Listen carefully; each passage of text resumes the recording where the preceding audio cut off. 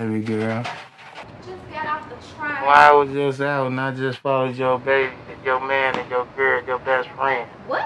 Gee, you lying. Nah, you know I don't play about them type of things. What you want to do? Call the girls. Call the gas. Say no more. Black ops. 10-4. Bitches be talking about go best friend. I don't need no best friend, especially not a hoe best friend. Fuck you talking about? Chicago, nigga. Supposed to be my best friend, but you a friend of me. Snake in the grass turned out to be my enemy. Thought we was closer than some bitches that was kidding to me. But fuck you and that nigga don't deserve my energy. Supposed to be my best friend, but you a friend of me. Snake in the grass turned out to be my enemy. Thought we was closer than some bitches that was kidding to me. But fuck you and that nigga don't deserve my energy. The fact that you chose her is no coincidence. What the fuck you think that did to my confidence? They tell me be the bigger person, but I'm only 5 feet. Bitches gon' get knocked off, they keep on thinking shit is sweet. Of all the bitches in the world, you chose to fuck around with her. You risk you in her life, so when I'm shooting, duck around with her. Cause I ain't trying to be nice, no not no more. All I wanna see is snake ass bodies dropping on the floor. Y'all smiling in my face doing gatherings. All the years that we put in, it wasn't Mandarin. And I always had a feeling that something just wasn't right. But I knew what's done in the dark would always come to light. And they say don't fight the bitch, cause your nigga took that oath. But I ain't tryna hear that shit, so bitch, I'm fighting both. You see, this whole situation left my heart with a fucking hole. What I learned from this, never trust a fucking soul. To be my best friend, but you a friend of me. Snake in the grass turned out to be my enemy. Thought we was closer than some bitches that was kidding to me. But fuck you and that nigga don't deserve my energy. Supposed to be my best friend, but you a friend of me. Snake in the grass turned out to be my enemy. Thought we was closer than some bitches that was kidding to me. But fuck you and that nigga don't deserve my energy. You see, I'm mad at you, but I knew you wasn't shit. But my best friend, nigga, I thought she was legit. Should've thought with your heart and not with your dick. Of all the sluts in the hood, that's the hoe you had to pick. Y'all kept this little secret so crucially. After all I done, this is what y'all do to me. Now it's time to move on, go release and let go. I ain't putting shit back together like a set of Legos. Wanna ask, why me? But better yet, why her? You knew she was a slut, that's why you had to try her. Can't believe shit you say, cause you a motherfucking liar. But I'm a bag of boss nigga, how you heat it like a dryer. Only reason you ain't touch is cause I still got love. Could've had y'all washed up like some motherfucking dub. And our other friends that knew about it, fuck y'all too. Cause y'all was cheesing in my face like shit was all cool. I been trying to be cool, ain't had a good fight in a minute. So any one of y'all fake ass bras can get it. I'm tired of being emotional and wasting all these tears. I'm ready to do damage, let my lawyer fight them years. But y'all made me stronger, and for that I gotta thank you. I'ma let the universe deal with you, cause karma is a gangster. So when you ready to quit hiding, we could cut to the chase. Can't tell me shit about the nigga, except has nut taste. Can't wait for you to run up, so you could get your ass carried. You still a slut ass bitch, fucking with a nigga that's married. Slut bitch. Bitch. Supposed to be my best friend, but you a friend of me. Snake in the grass turned out to be my enemy. Thought we was closer than some bitches that was kidding to me. But fuck you and that nigga don't deserve my energy. Supposed to be my best friend, but you a friend of me. Snake in the grass turned out to be my enemy. Thought we was closer than some bitches that was kidding to me. But fuck you and that nigga don't deserve my energy.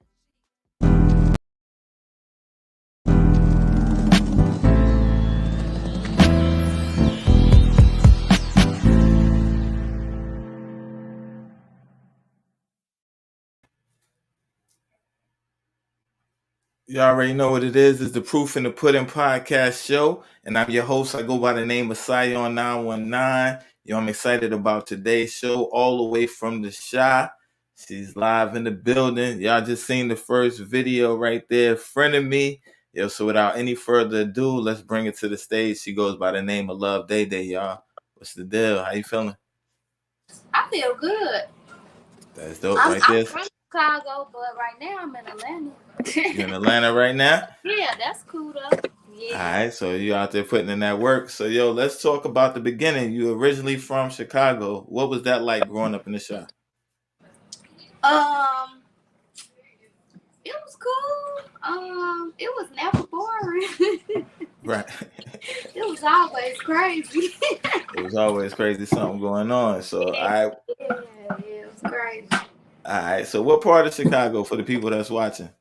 Oh, I'm from Southside. From the south side of Chicago.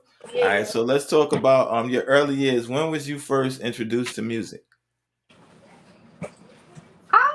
I would have to say in my mama's stomach, because my mama loved Eazy-E and she could rap the fuck out of Eazy-E verse. Wow. So And my daddy, I found out my daddy was a rapper. I just found that out when I did my first video. Wow. Like, why nobody ain't tell me? Right. So you come from a family of musicians. So you said both of them rap. Your mom was rapping Easy. Cool. My mama could sing. She used to sing. She used to make me sing and stuff. She taught me how to sing. She used to sing Tina Marie. Wow, Tina Marie. Yeah. Tina Marie. Oh, my mom. Okay. My mom. Right. So that's dope right there. So you come from a family of talented people. So when were you first when did you first start getting into the music on your own? I started really I always used to freestyle. Right. So I started getting actually, you talking about professionally or just period? Nah, just period. Just period is when I wrote my first song. I was 12. 12 years Me and my cousins was in a group and we used to write songs, and I was the rapper and singer in the group. Like I would rap and sing. They would just write singing stuff. Right. I would always try to. First, they just wanted it to be a singing group, but I'd be like, "Nah," because I want to rap. So right. I always have a rap, and I sneak it in there. I feel you on that. Yeah. So let's start in the beginning. So what were some of the rappers that inspired you to want to rap? As a child, Lil Wayne. I loved Lil Wayne as a child. It was Lil Wayne, and then Kanye. When Kanye came out, it was just because he from the shot. His mama was my mama teacher. So when somebody from where you from, it was just it was Kanye. Yeah, Kanye. And then it was Nicki Minaj. Nicki, she was just doing it for the females, forever. She still is. Yeah, she representing. Okay. So you say you was in a group. So back then it was a lot of girl groups. You had Black, you had 3LW, groups like that. Did they kind of have an influence on y'all back then? Yeah, so we liked the 3LW and Destiny's Child. Right. But I mean, it wasn't we ain't do no shows or nothing. It was just we were just in the house. It was a cousin group. We'll make dances up, we'll sing, right. We'll write songs and stuff, So right. It wasn't a real group per se, but right. And my mom used to call us the DC3 wannabes. My mom and my aunties. The DC3 wannabes. Wow. Yeah. Wow. So from a child, you had that love for performing. You had that love to be an entertainer. You wanted to be your own way. So you was doing the raps. They was doing mostly the singing. But could you sing a little bit? You can hold a tune? Yeah, I could sing. My grandma, sorry. I feel like I'm not centered. Okay. My grandma actually used to make me sing and dance. My grandma could sing. So yeah, I could sing. I'm not Whitney Houston, but I have a nice voice. If I want to sing, I can sing. But I like to rap. Okay. But I'm singing on that Daddy song. I mean, that's me. Right. We're gonna get to that, and that's the single right there. We're gonna say that for them. We ain't gonna give them everything right away. Okay. The daddy is a problem. That's a whole nother problem right there. Yo. We're gonna get to that. We're definitely gonna get to that. So let me ask you, in the beginning, how did you form your style of writing coming up with the raps? Were you a freestyler, or how did you first get introduced into writing? I like freestyling, like Super Saiyan. Right. The first verse of Super Saiyan, my song Super Saiyan, I freestyled it, and then I tried to go hurry up and write that shit down because it was so raw. I was like, damn, let me try to write this shit down I just said. So some of it I could remember. Most of it was the freestyle, but it might maybe a few pieces. But I used to always freestyle. Me and the dudes in Chicago, we footwork.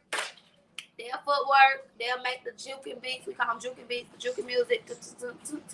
That, and then we'll freestyle, and they'll smoke their weed and shit. And so it was more freestyling for the longest. And I write. I got hundreds and hundreds of songs. I would write. Me and my cousins would write. And then it's like I never recorded it until recently. I was like, damn, I got all these songs. And whenever I start rapping and shit, motherfuckers be like, yo, you need to take this shit like for real. Like, so I just finally recorded that shit. And my first video, it got like 20K views almost. So I was like, damn, maybe it's okay. Like, and I love doing it. So I just started doing it professionally. That's the thing right there. If somebody asked when you was doing the freestyling, did you ever used to get into any battles? Everybody wanted to battle each other. Hell yeah. Man, we used to roast the fuck out of each other. Right. Hell yeah. My baby daddy rapped too in Chicago. He's from Chicago too. That nigga, we used to roast each other. We used to, we used to battle. Hell yeah. That was before I even recorded anything. We used to do that shit. My mama used to let me and my cousins once a month, because we'll fight a lot. It was so many of us in the house. We'll fight a lot. So once a month, my mama and my aunties would let us curse each other out. And so one day, I decided that I wrote a whole fucking song about all they ass. And so after that, it was just freestyle battles after that. Because they'll be like cursing us out. Because my mama would be like, once a month, whatever y'all got to say to each other, get that shit off y'all chest. Y'all could curse. Wow. Because we was kids. And I rap it, and then we just freestyled after that. Wow. Somebody said the music is definitely fire right there. So salute to Andre Leach. Thank you. I appreciate that. Right. So, so you grew up in a big family. Hell yeah. Were you the oldest? Were you the youngest? How was that like? Let's talk about that. In my generation, I'm one of the oldest. So I was in charge, and I was the babysitter, and I was doing the hair, and I was cooking, and I was beating their asses, and I was giving them baths. I was kind of the oldest out of my generation. It's like two of them that's over me, but they don't have the maternal instincts that I had. So I was still the one in charge of all the younger ones. Right. Okay. So in my generation, I'm the oldest, but my family is huge. Like, my great grandma had 12 kids. My daddy brother got like 26. Right. My family is too big, so it's like it ain't no oldest. The oldest is just a lot of them. Right. Okay. So let me ask you, all right, growing up, family is important. You know what I'm saying? What's 3 of your favorite memories, childhood, being with your cousins and your family growing up? What was 3 of your best? My favorite memory is watching the Bulls play. The Jordan them play when I was a kid. We used to watch the Bulls play in the front room, and we had our Bulls shit on, and they was killing that shit. We had our Jordans on, and then if we had, like, I kid you not, this is a real memory. We was watching the Bulls game one time, and they started shooting outside, and so we had to I don't know why we do this. I don't know if it helped or not, but we ain't never get shot, so it must help. We'll when they start shooting, we'll turn the lights off and get on the ground. Wow. And the Bulls was fucking playing though while they was doing this. So we fuck, stop, so we could finish the game and shit. So I guess it stopped or whatever. We get back up, we watching it, we damn, hurry up. And, you know, but it was fun as a kid. You know, I ain't really know what was going on. Right. But definitely. That's when we lived on 53rd or whatever. But that was one of my favorites. You said 3? Yeah, give me 3 of them. That's real right there. That one, watching the Bulls. The second one, my favorite childhood memory, graduating 8th grade. Graduating. Cause that was cool. My mama had rented a car because she was like, "We ain't taking the bus to your graduation. I'm gonna rent a car." She did it big. You know what I'm saying? Got my hair done. I was looking cute. Car security guy. That's the second one. The third childhood memory. Oh, when I was a kid, I had got Twister autograph. You got Twister. That's a big legend right there. Yeah. I got Twister autograph before he got famous and shit. He was at Chicago State University. My mama went to Chicago State University. I had some fun memories there too, because that was fun there. But he was there signing posters and shit. Right. My cousin used to talk to him too, but that's a whole nother story. But anyway, he was signing the shit, and I had his autograph. One of my cousins stole it, but whatever, fuck them. Wow. But that was with my third childhood member when I got Twista autograph. Okay, yeah, that's dope right there. You're definitely talking about the Chi. We're talking about legends right there. Twista definitely put Chicago on the map. And then you also kept it real. Now, you know you're from a black family. You say cut the lights off, hit the ground. Yeah, I don't even understand why we did that. A lot of families do that. Okay, I didn't know. No, I was a child. I didn't know. A lot of families did that. Work, we here. Still here. And so no, let's talk about shooting in our house though. I don't want nobody to think they were shooting in the house. They were shooting outside. Right. Yeah. No, definitely. Yeah, we understand. So, just for the people that's outside looking in, right? They never been to Chicago. Tell them what it was like in the South Side growing up. What was that like for you at that time? Because even then, you could be in the midst of the realness, but because this is where I'm from. It's not like from the outside looking in. If that makes sense. Be honest, it was fun, and me and my best friend just had a talk about how when you grow up in a certain environment, you don't know that it's not normal until you leave that environment. So when I be telling my best friend shit, she be like, "Oh, they don't do that everywhere." I be like, "No." Like when I moved out of Chicago, I was like, "Gee, I ain't heard no gunshots since I moved to Virginia." I was like, "I ain't heard no gunshots. I ain't had to fight. I ain't had to do this. I could wear whatever I want to wear. I ain't got." It's like it was normal. I think I had a good childhood. Like it was fun. It was like, yeah, we fought. We had family fights where the whole fucking family fighting somebody, another family. We did all that shit. But in my mind, I had a good childhood. Like I ain't never go to bed hungry. Like I had clothes. I had a roof over my head. I was shit. It was cool to me. Like my mama, she ain't play. She was a hustler. Right. Whenever I lived with my grandma used to spoil the fuck out of me.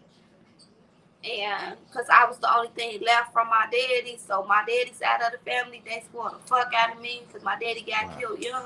Excuse me. Well, yeah, I don't give a fuck. He left us young. Like, wow. Yeah, so. Wow. Right. All right. So, that's real right there. So now you're in Chicago. You're in high school now. What was that like? Now you coming to your own. You're getting a little more freedom now. So you're seeing some things. You're putting it together. Like high school, all I could do is tell the truth. I got expelled. Was it junior year or senior year? It was senior year. I got expelled. I was fighting a lot in high school. I was with the gangbangs and shit. Like I was. When I got, it was just like, my mama was just like, "You're not gonna graduate and shit." And then I got expelled out of two. Well, I went to 3 different schools in high school. Right. But I got expelled out of, I went to a summer school, Thornwood, because I wasn't going to school. Like, I was ditching and shit, doing shit. Then when I had got expelled because this teacher, I was always fighting. But that's not because of me. Like, for real, I don't even like to fight like that. But, like, in Chicago, it's like, every time I talk to one of my cousins or something, they be telling me how they got into a fight or about to fight or something. Like, it's just a part of your day. Like, literally, we would wake up in the morning and we'd be like, "Damn, I feel like we're going to fight today." Right. But I got expelled. This teacher named Miss Muse got me back in school because she saw something in me. She passed away. God rest her soul. But in high school, every day. I still got it. To this day, I still got my lock. But I used to walk to school. I used to go to school with a combination lock on my belt buckle. Just in case. Chain. Huh? Just in case you had to rock somebody out. Yeah. Because bitches would like to jump in Chicago. I done got jumped with my little ass. I'm like, why the fuck y'all jumping my little ass? I'm so little. Why they jump in Chicago? So yeah, I had my combination lock and shit. It was like that. I done got jumped a few times. The security guards was selling weed at my school. I'm just telling the truth. Like, we had metal detectors at my school. We had 2 daycares because bitches always got pregnant at my school. We had 2 daycares attached to the school. The school built daycares. That's how real it was. Yeah, but it was Yeah. Right. And that's the thing. So from the outside looking in, people, they don't know the realness that goes on. So I appreciate you being honest and sharing your real stories. Yeah. So like, okay, so like you see shows that come out like The Chi and stuff like that. Is that a real representation, or is that I don't watch watered down? that shit. Because I don't like when they do that. I ain't saying nothing wrong with that show. It probably is a really. First of all, I don't watch TV.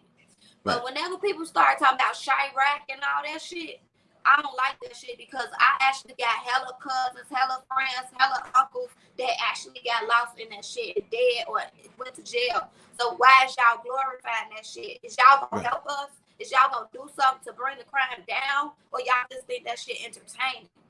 Right. So I personally don't like that type of shit. Right. And that's real right there. Because and then when I look at that shit, I see my daddy, I see my grandma that lost her life for the street, my dad lost their life for the street. I see all that shit, my friends and my uncles that I got like at least probably like 4 uncles that went to jail for murder. Like I don't it's not, why y'all glorifying it? Right. I mean, maybe it's not a glorifying. Maybe I'm looking at it wrong. Maybe it's we just trying to let everybody know how y'all live out here. I don't know. I could be looking at it wrong. Now I feel you. From being from there, I definitely respect what you're saying, because it's like, yo, you felt the pain. It's been at your front door. The shot what is the show called? Shots? The Chi. I watched a little bit of one episode. It was too triggering. I felt like, damn, y'all want to use this shit for entertainment. Is any other money going from this show going to do anything about the fucking crime and poverty in Chicago? If not, why the fuck is it entertaining? Right. If it is, much respect. But if it's not, I don't like that type of shit. But that's just how I am. When I watch slavery movies, I be feeling the same way. Right. Now, like, what y'all donating this money to for this movie? Black Lives Matter? Or you just making a movie of the suffering of other motherfuckers? Right. So that's how I feel about it. Nah, that's definitely real. And that's a lot more people should think of it that way, because even with a lot of the black culture, or even with the industry, you say you have other cultures and races that come over and take over, and they monopolize off of the black culture. So while she's doing that, we're going to jump into a video called Texan right quick, and then we'll be right back. Damn, who is this? Yeah. Coming live from the south side of the Chi. South side? No, I'm just playing. I'm in the A, but y'all know where I'm from, though. Rep it every day.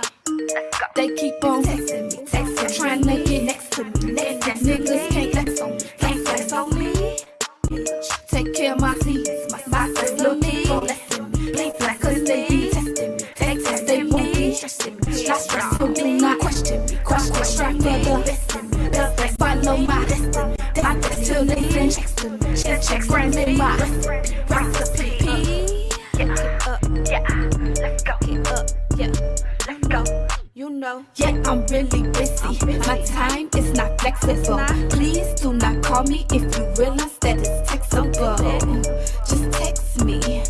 Just text me. Currently popping bottles with my bestie. Just text me. Just text me. On the block list, that's where my ex be. I hate when a motherfucker text and be like, call me.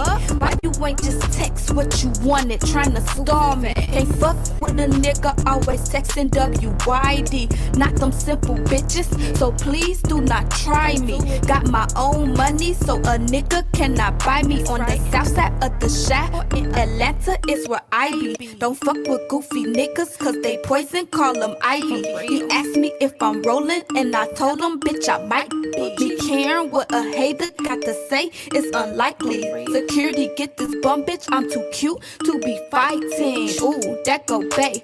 He text me that he want me. My heart lights up when his name is on my home screen. The flash on alerts really blowing my OG. And you ain't special to me if your name don't got emoji. Yeah, I'm really busy. My time is not flexible. Please do not call me if you realize that it's textable. Just text me. Just text me. Currently popping bottles with my bestie. Just text me. Just text me. On the block list, that's where my ex be.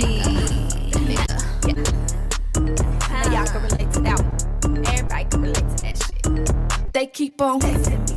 tryna get next to me. Niggas can't flex on me. Take care of my feet, my little nigga blessing me. They black cause they be testing me. They won't be stressing me. Not stress, so do not question me. Question for the best in me. Best follow my destiny. My best till they send checks to me. Checks granted my recipe. Yeah, let's go. Let's go.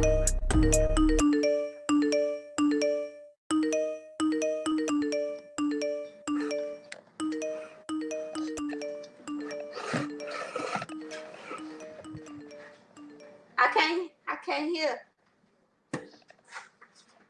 All right, so that was texting me. Can you hear me? Yeah. I'm trying to get my shit together real quick. Okay. Yeah. All right, so yeah, that was dope right there, yo. And I definitely feel what you were saying earlier. Yeah, that texting me, yo. Let's talk about that. You know what I'm saying? We definitely was feeling what you were saying earlier. Let's talk about texting me. How did you come up with that, and what was the concept of the song? The crazy part about that song is that, hold on, I know you don't like with my head on the thing. I'm trying to get my shit together, okay? I'm up on your hood, I'm up in your set, and I'm trying to get my position right. Because you push your head. You good? Nah, you good, because we live. You good. Yeah, we good. Yeah, you good. So how I came up with that was, so my son be making beats and shit. He raw as hell. He like, I call him Kanye East. But wow. He made that beat off of the text message sound. Right. And he always play me like 5 beats a day. Wow. Yeah, that boy, he does beats all day. So he was playing the beat, you know, and it was just like in my head. And then I just started saying, testing me, next to me. Okay. I just started doing it in my head. And he always like, Mommy, I just want you to rap on one of my beats, please. And that's the first beat of his that I rapped on. And I heard it, I was like, texting me. And I was like, damn, it was just like my phone always ringing. People get mad at me because I don't text them back or I don't call them. But I'm not a person that do that. Like, I mean, I try my hardest, and I'm not a rude person, but like I don't watch TV and like I don't check messages like that, and I don't have my phone in my hand all day because I like to do other stuff. Like I like to clean, I like to like work out, I like to read, I like to do stuff that's not electronics. Like I feel like I just like to be in tune. So that song came right off the top of my head with my son beat, and I started saying it, and then I just started talking like how I feel. Like, damn, don't call me, motherfucker, just text me. You ain't gotta call me to say that shit. Like, damn, everything I said in that song, it was like what irritates me about people with cell phones. Right. So that's how I came up with that. Like, don't call me, don't text me WYD, bitch. WYD, bitch. Right. Like, too grown for that. WYD. You can do it every now and then when it's the right time to do it. Right. But don't just start the conversation over and over again. WYD. Right. So you get irritated. They get put on the block list. Right. Can't no nigga always texting WYD. Not them simple bitches. So please do not try me. Right. That's a fact right there. That's the thing I noticed. Even on your page, it says, yo, my block game is strong. Hell yeah. I don't like people having access to me. If you got access to me, then I feel like you got a good vibe and you got a good spirit. I don't like people. Before it said my block game is strong, it said I do not check DMs. Wow. Because I ain't never check them, but then people was like, people close to me that fund me and do all this important shit that I have to try to listen to. They was like, you got to check DMs because you're missing out opportunities, hence this interview. And I was like, but I don't want them to talk to me. I don't want to check DMs because I don't know who they is. They might be. But I bet them. Like, I got, like, at least, like, a lot of them bitches not read. I can't even count. Right. And that's the thing right there. So you definitely, like you say, you're not giving everybody access to you. You're moving strategic. So let's talk about the from high school, right? We jumped into texting me, but let's take it back. Let's shift back real quick. from high school, what did you do when you graduated? What did you want to do in high school? What was your dreams? Like, I'm gonna be this. What was your goals? Okay. In high school, I was just like going down the wrong path, like with gang banging and drinking and like fights, and I this lady named Cookie. We had this back. We used to have CDs and shit. I know they don't do that shit no more, but it was a CD store in the block called Cookies. She saw me outside fighting one day outside the store. Me and my friends. It wasn't just me fighting, but for some reason I don't know. I seen her again, and she was like, "I seen you fighting out there," and she's just like, she had a daughter that died that was a teenager. Wow. So she felt like when she seen me that I remind her of her daughter. So I call her mama. I still talk to her to this day. Actually, she helped me get back in school when I got expelled too. But she was like, I want to, like, I feel like when my daughter died, that I could have did more, but I was working, and I don't want. And she was like, I just want to like try to do that for somebody else or whatever. And so she was on my ass. But my mama, my mama is the type, like, I love her, and I gotta be careful what I say, because she be taking shit personal. She like independent type of, you independent, you got this type of parent. I mean, she cool, like, she don't play either, but she couldn't control me, to be honest. Like, you can do what you want. She couldn't control me. It's like she couldn't really say nothing to me, because I'm like, but you did this, and you doing that, and this, and my daddy did this. But that lady was like, Cookie was like, you ain't about to be fighting out here. You gonna graduate. My mom it was both of them together. Right. But she called me her daughter. I still call her mama. And she was like, she was just on my ass after that. So I ended up graduating. Even after I got expelled, it was a team of motherfuckers that got me back in that school. The teacher that expelled me, Miss Alvarado, racist ass, she expelled me because she lied, because she said I hit her, but I didn't hit her. She was trying to, we was fighting, and the bitch was trying to like get in it or something. I don't know. She just a hating ass bitch, and she used to be telling the students they weren't gonna be shit, this and that. Right. Yeah, so that bitch got me expelled. I mean, I ain't gonna say it was just her. It's like a rule, like I had got too many suspensions, all this shit. That was the last straw, whatever. Right.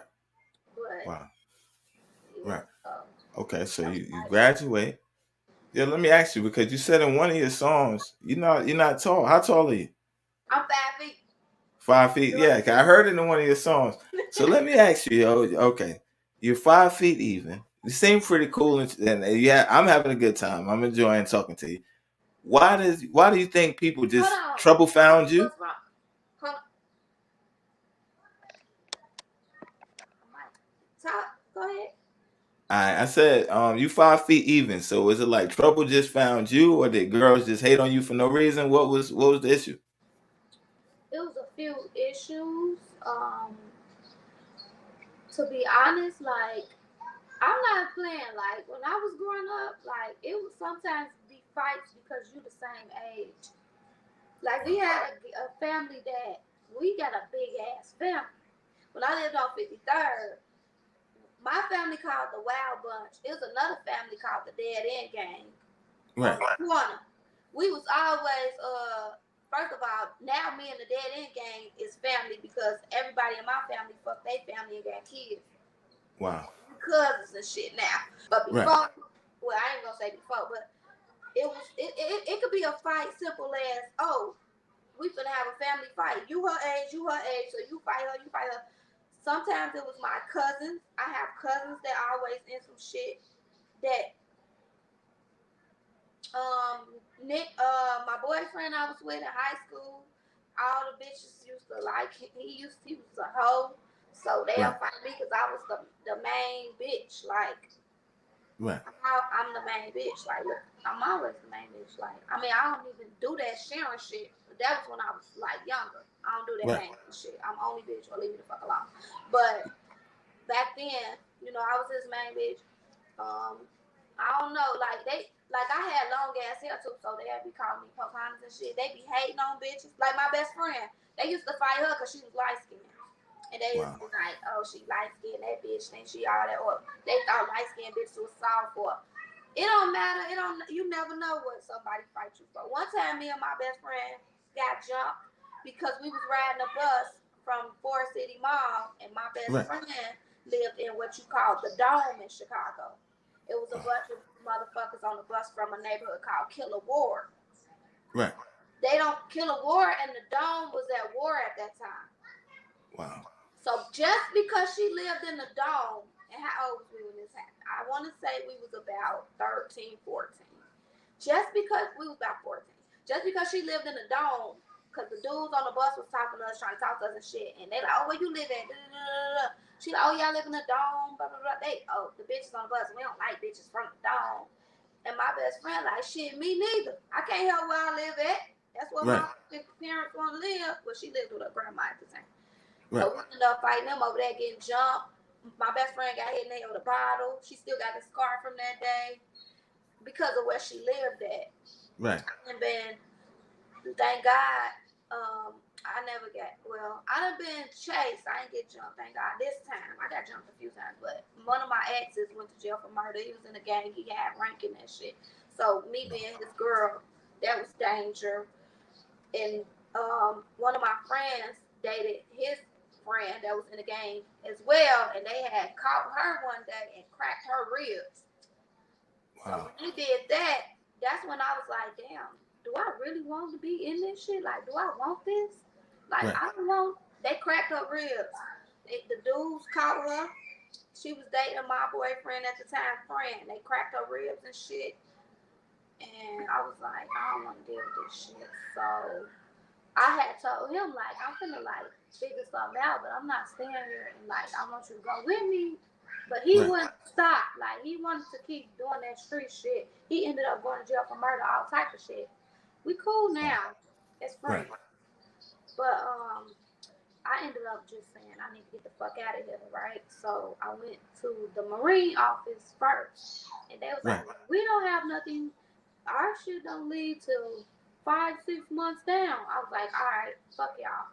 I went to the Navy office. I was like, I need to get the fuck out of Chicago because I gotta get out of here. Like, my daddy already died at the age of 23 for some street shit. I need to get the fuck out of here. Like, I need to get out of here. I don't know what else to do.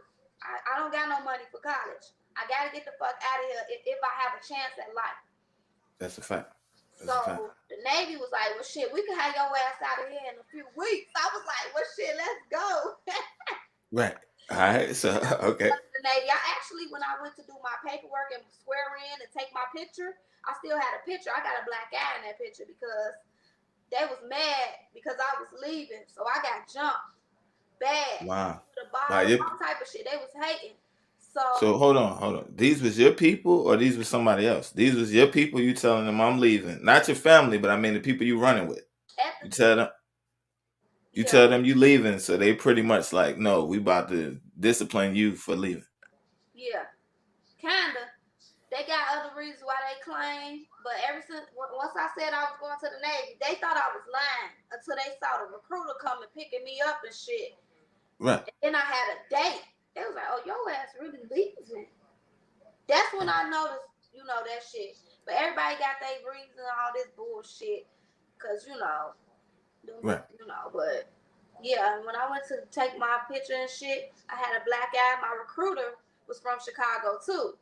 So he was like, wanting me to get the fuck out because it changed his life. And he was like, whatever they ask you, just tell them you fell off your bike. Don't tell them no gangbanging shit. They ask you about your tattoos. I got a lot of 5-point stars on me. All my family do. But shit. He told me just tell them like, oh, I just like stars and shit like that. Right. So yeah. So that's what happened. But after high school. All right. So now you get into the Navy. What did you do in the Navy, yo? Like, all right, so you doing big things. You on a big ship. You 5 feet. You look so taller than 5 feet, yo. You look like a giant sometimes. But it's like, yo, So now you're in the Navy, right? What's that experience? You leave the shop. Now you're in the Navy. What was that like for you? The Navy like saved my life, and like I love the Navy. Like it just like I love. It was hard. Like I ain't come out the same person I went in by far. Right. I got, little screws, but I don't regret it. It set me up for life. It saved my life. Like I was a cook at first, right. Then I went to do other stuff with computers. I got away. I made it out. Yeah, only time I went home was for funerals, and I was happy that I left. Every time I went back and I seen how it was, I was so thank God so much that I got away, and the Navy saved my life.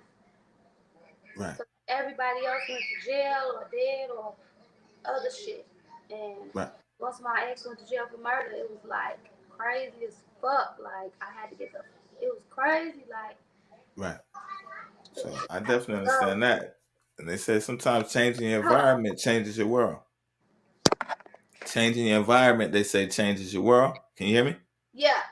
Okay, so you make the move. You're in the Navy. You know what I'm saying? You're going back now. And it's kind of like you're seeing like, yo, this now reality's hitting. You already knew it was real then, but even now more when you're going back and you're seeing death, like, damn, like, yo, people dying. I still have to convince people, my mom and that shit is not normal, that they think is normal. Wow. They don't know. They don't know it's not normal. That's all they know. And I still have to tell them, like, when I just went home for my uncle's funeral, it was so much crazy shit going on that I had to just, like, look and be like, damn, y'all really think this shit normal? This shit ain't normal. And I told, like, I was just on the phone with my best friend, like, a day or two ago. Oh, I was telling her we was talking about kids. And she was like, all kids bite and fight and curse. And I was like, gee, no, they don't. That's some Chicago badass kids. She like, for real? I was like, yeah. The kids out here don't do that shit, G. They play. She was like, oh. I was like, everything y'all, like when I moved, right? I told her, I was like, gee, I swear to God, I ain't heard no gunshot since I been in Virginia. She was like, you lying. I was like, no. It's not like that. That's what y'all think is normal.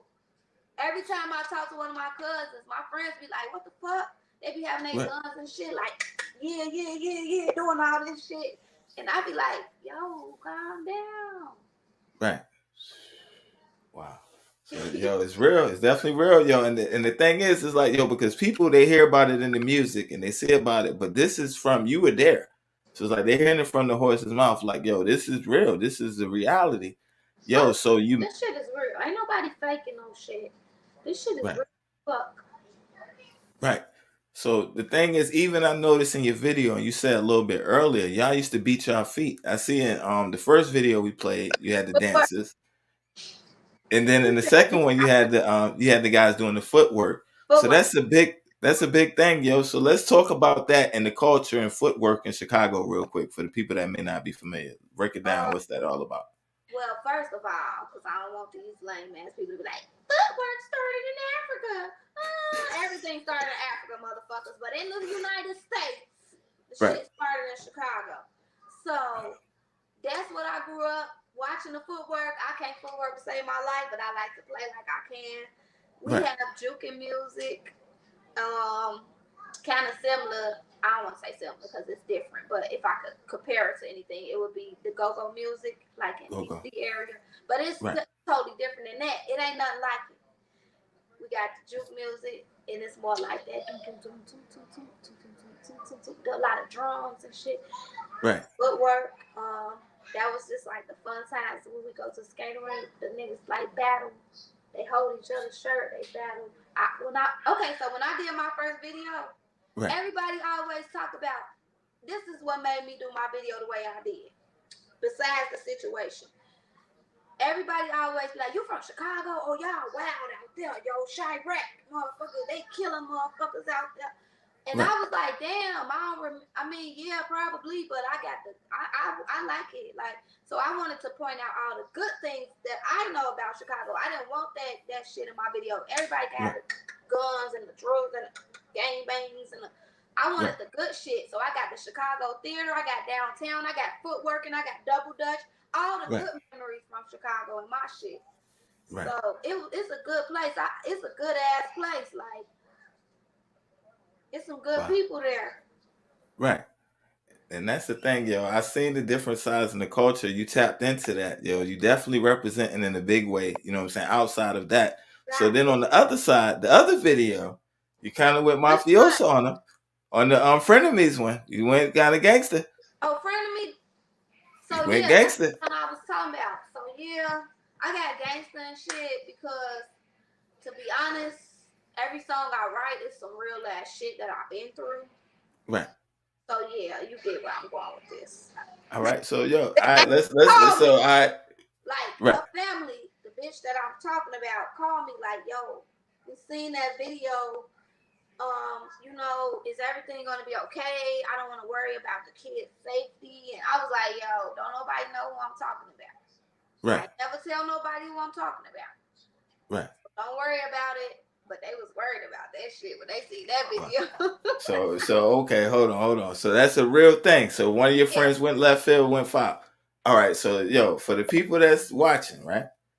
You seem smiling. You seem like you said, yo, you from some real shit. Like, be careful. Don't play around. Yeah. But it's like, yo, you went and had them snatched up and all that. Like, yo, so that's real life. So it's like, yo, where did the creative, like, yo, it was like, you pissed. I know you pissed.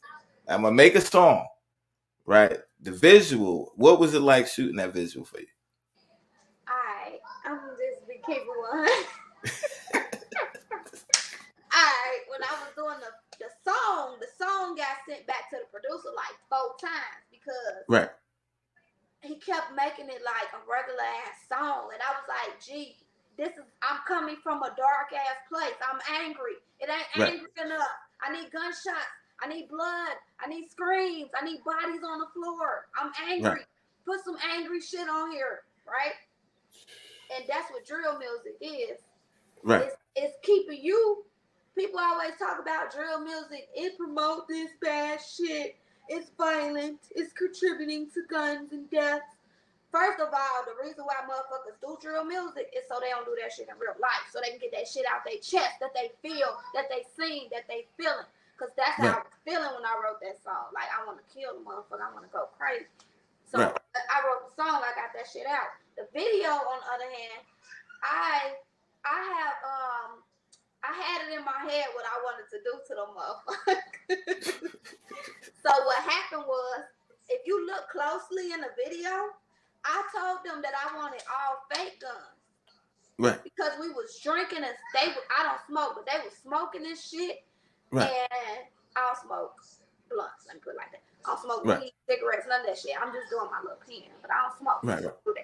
So they was drinking, and I don't like mixing drinking and guns and shit. I done seen some crazy shit in my life. So I try to learn from that shit. So we doing all that in the video, right? My family is hood, they ghetto, they gang bang, all that. The gang chief was on the set. Right. They like, nah, that ain't how you kidnap a motherfucker. This how you do it. They up there. So if you look closely, you see red beams going across them. When they tied up in the chair, you see red like beams going across them, right? Right.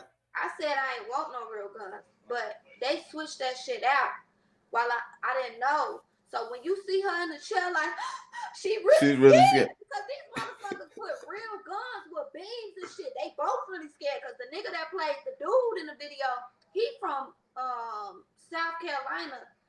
Oh, wow. He just came he an actor.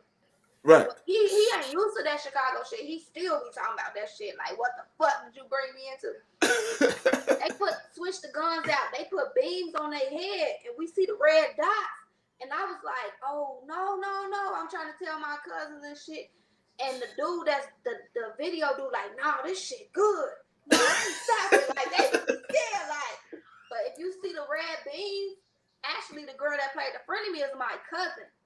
And it was all cool at first until them real beans and shit started coming out. So she in the chair like, oh my God. Hell no. And I had to keep telling them like, yo, because the shit happened in real life kind of. So they really in their feelings about that shit. And I'm like, because it's my friends too. And I'm like, yo, I had to pull them to the side and be like, this is my cousin, G. Like, y'all cannot do this shit to her. This is just a song. This is not the real person that this song is about.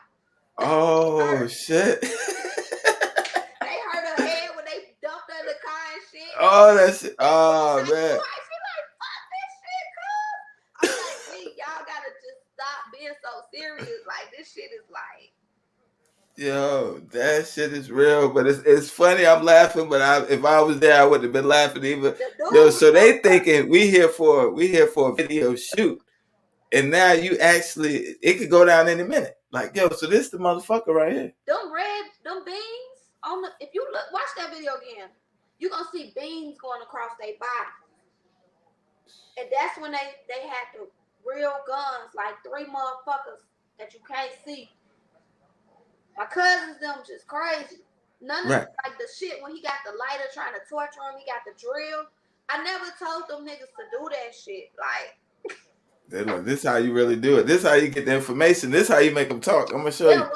One of Gang Chiefs, they can't be on camera, but they was like, I don't want to be on camera, but they gave me a cigar, like a cigar holder with his name engraved. That shit is respect like a motherfucker. He was like, keep doing it, G. Keep doing your thing. Keep rapping. They be like, you made it. You made it. Yeah. So that's the next question I want to ask. So how is how are they receiving the music in your career, and when you go back home, how they treat you? They treat me the same. Shit, I ain't nobody. Like, I ain't nobody. Shit, they treat me the same. They be like, you know. Right. So how they like the music? They telling you, yo, you doing your thing? What's the response you get? I got another video coming out in May called Mama. I showed it to 3 people. They all cried. Wow. People like relate to my music. Friendly me. I've had people inbox me like they compare me to Eve a lot. Wow. They was like, this remind me of Love Is Blind. This is a real last song that people go through. Right. And I really respect, Eve and stuff. But a lot of people go through this situation. So they relate to it. The video is almost at 20K. Like, I wish I was getting mad at first because I'm like, why do y'all keep watching this video? I got other videos. Watch the other videos. Y'all not even watching them. But then I was like, well, maybe I guess more people can relate to that shit than I thought. Yeah.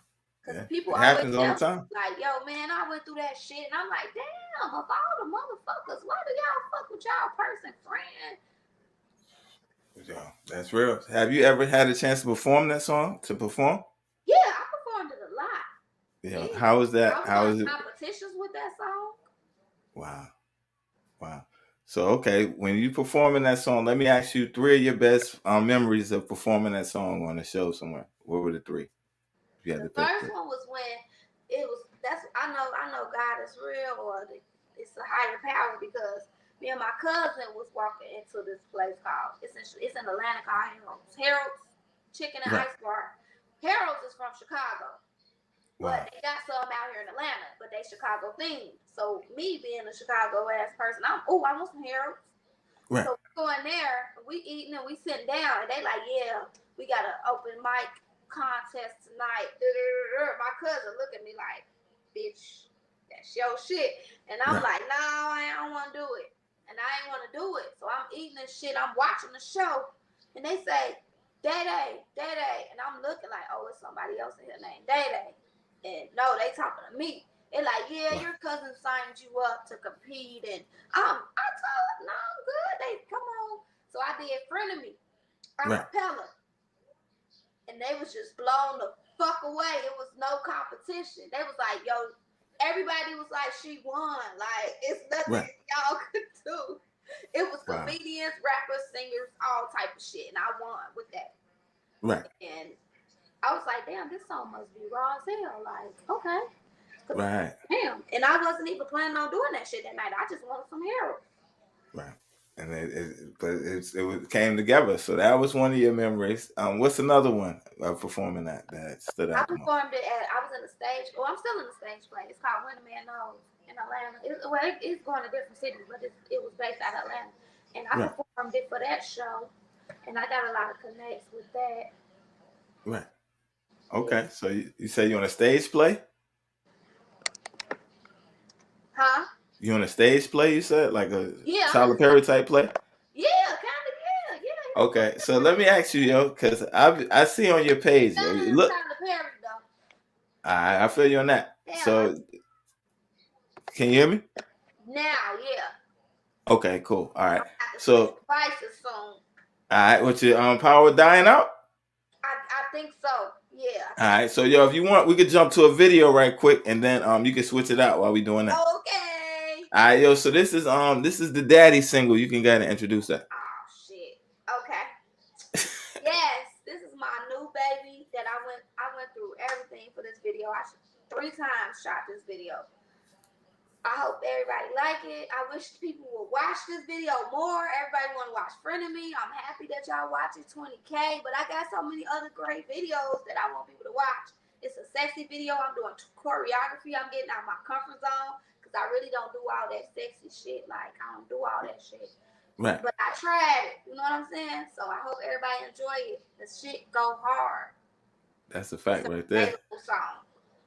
All right, so yo, we're gonna do that while we're doing the video. Go ahead and switch the joint out, and we'll be right back to discuss the song. Gotcha.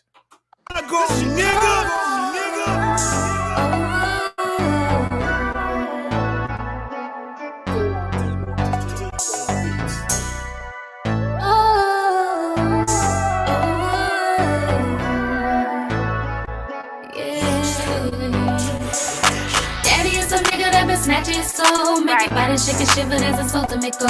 He dripping me in diamonds cause they know I'm a baddie. He the boss, that's why I'm calling him baddie. Daddy is a nigga that been snatching his soul, make your body shake and shiver, that's a soul to make go.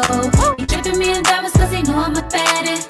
He the boss, that's why I'm calling him daddy. I said, daddy, we could do it any way that you wanna, and I'ma finish him like my name was Katana. Yeah, he call me Katana, cause we gon' need a fan. Multiple orgasms, always part of the plan. Pussy stay dripping down like he fucking a fountain, and he make me reach my peak while he climbing my mountain. Say he want a doggy style, cause I'm his ride of that bitch. He engaged in this pussy, so he wanna get hitched. He be snacking on his pussy, steady slurping his clit. He keep it up, he gon' be full and gon' be burping his shit. Out in public, I'ma always keep it classy, miss. But when it's me and daddy, know I'm getting nasty, sis. Daddy is a nigga that been snatching his soul, make your body shake and shiver, there's a soul to make go. He dripping me in diamonds cause he know I'm a baddie. He the boss, that's why I'm calling him baddie. Daddy is a nigga that been snatching his soul, make your body shake and shiver, there's a soul to make go. He dripping me in diamonds cause he know I'm a baddie. He the boss, that's why I'm calling him daddy. Hey, daddy off that dude say, yeah, you know we some freaks. And when he catch me tryna run, he be spanking them cheeks. He say, you better do whatever daddy tell you to do. I tell him, you the boss, daddy, keep controlling me, boo. Loving how sexy bodies be colliding, daddy. Make me wanna climb on top of you and ride it, daddy. Betty make me come cause he know I ain't faking the shit. So he be stroking real deep, had me shaking and shit. See, I don't think you understand how he be stroking the check. He be in it doing circles and be choking my neck. And the way I throw that ass back, he ain't stand a chance. Got him wanna take me shopping, spending all of his bands. And it ain't just sex, we got a real connection. That's why soon as he see me get a still erection. Ain't just sex, we got a real connection. That's why soon as he see me get a still erection. Daddy is a nigga that been snatching his soul, make your body shake and shiver, there's a soul to make go. He dripping me in diamonds cause he know I'm a baddie. He the boss, that's why I'm calling him baddie. Daddy is a nigga that been snatching his soul, make your body shake and shiver, there's a soul to make go. He dripping me in diamonds cause he know I'm a baddie. He the boss, that's why I'm calling him daddy. He like it when I'm on the back with my legs in the air. And when he hit it from the back, he grab a palm full of hair. And I never let his morning wood go to waste, cause I'ma grab it, put it in my mouth and get a taste. I said, babe, look at how this pussy dripping and shit. He know this pussy is cause he say it be gripping the dick. Like it don't wanna let go. I wrap my legs around his back, have him bustin' all night like he shooting his gat. And I love when he go down and lick the cake, cause he give me good service like he Chick-fil-A. He try to hit it anywhere, man, that shit be so abrupt. And I ain't finished with his ass till I see that dick erupt. Like a fiend, gotta have that loving every day. Dick so good, made me wonder how these hoes be gay. The way he lay that pipe, he had me coming down my walls. And he say he like the sound when I be humming on his balls. The way he lay that pipe, he had me coming down my walls. And he say he like the sound when I be humming on his balls. The way he laid that pipe, he had me coming down my walls. And he said he liked the sound when I be humming on his balls.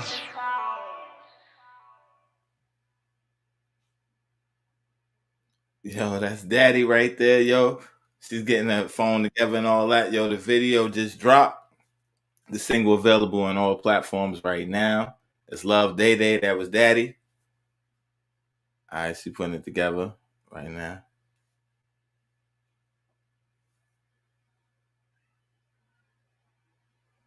We're going to switch it out. Gotcha. You can hear me? Yeah, I can hear you. That was the single right there, Daddy. You switched it up on him on this one right here. You turned up the sexy and all that. I wouldn't normally do. Right. Definitely. So what inspired that song right there? Some good sex. So all right, you had a good night, and the concept just came to your mind. Like, yo, that was like, did you already have the beat, or how did you put it together? Honestly, I was reading that a lot of artists, they hear the beat first. I write the song first. You write the song first. When it pop in my head, when I'm feeling it, I gotta write that shit. Right. You know how you have flashbacks about shit? I remember. I was writing that shit like. Wow. All right. So what's your writing process? Do you come up with the chorus first? Do you come up with the verse, or what's your process like? Every song is different. So for that one, I came up with the verses first. And the verses first. And then I wrote the verses so fucking quick. Like it's all the truth. Right. When you tell the truth in your songs, that shit easy. Wow. So all my songs is the truth of how I was feeling at that moment. Right. So they all just come so easy because this is exactly what's in my head. Like if I was to write a song right now about me and you interviewing or me being on the interview, it'll be easy as fuck.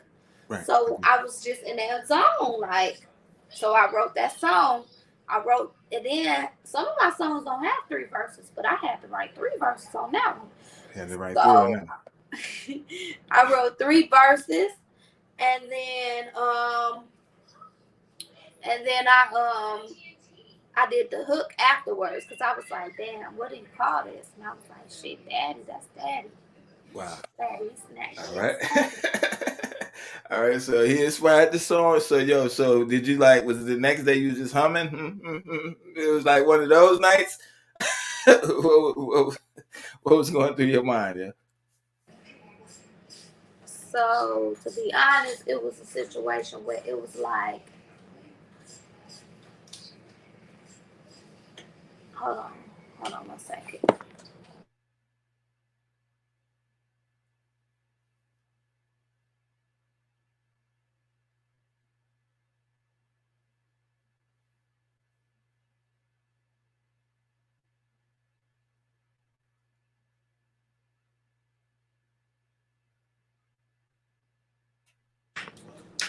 Sorry. No, you good. I actually wrote it out. Right. And I wrote it out, and then it was like, ooh, more. It just kept coming. It just kept coming. Wrote. And by the time I wrote the whole thing, I was like, this is a lot of fucking words. Like, this like 3 verses. Right. Stop. Because I could have kept going. Stop. Right. You already done, went there. It's enough. Say less at this point. Right. At first, I wasn't never going to put that song out. I just would let people hear it and listen to it, my friends, because it was so unlike me and nasty that everybody was shocked. Because I was a tomboy growing up. Right.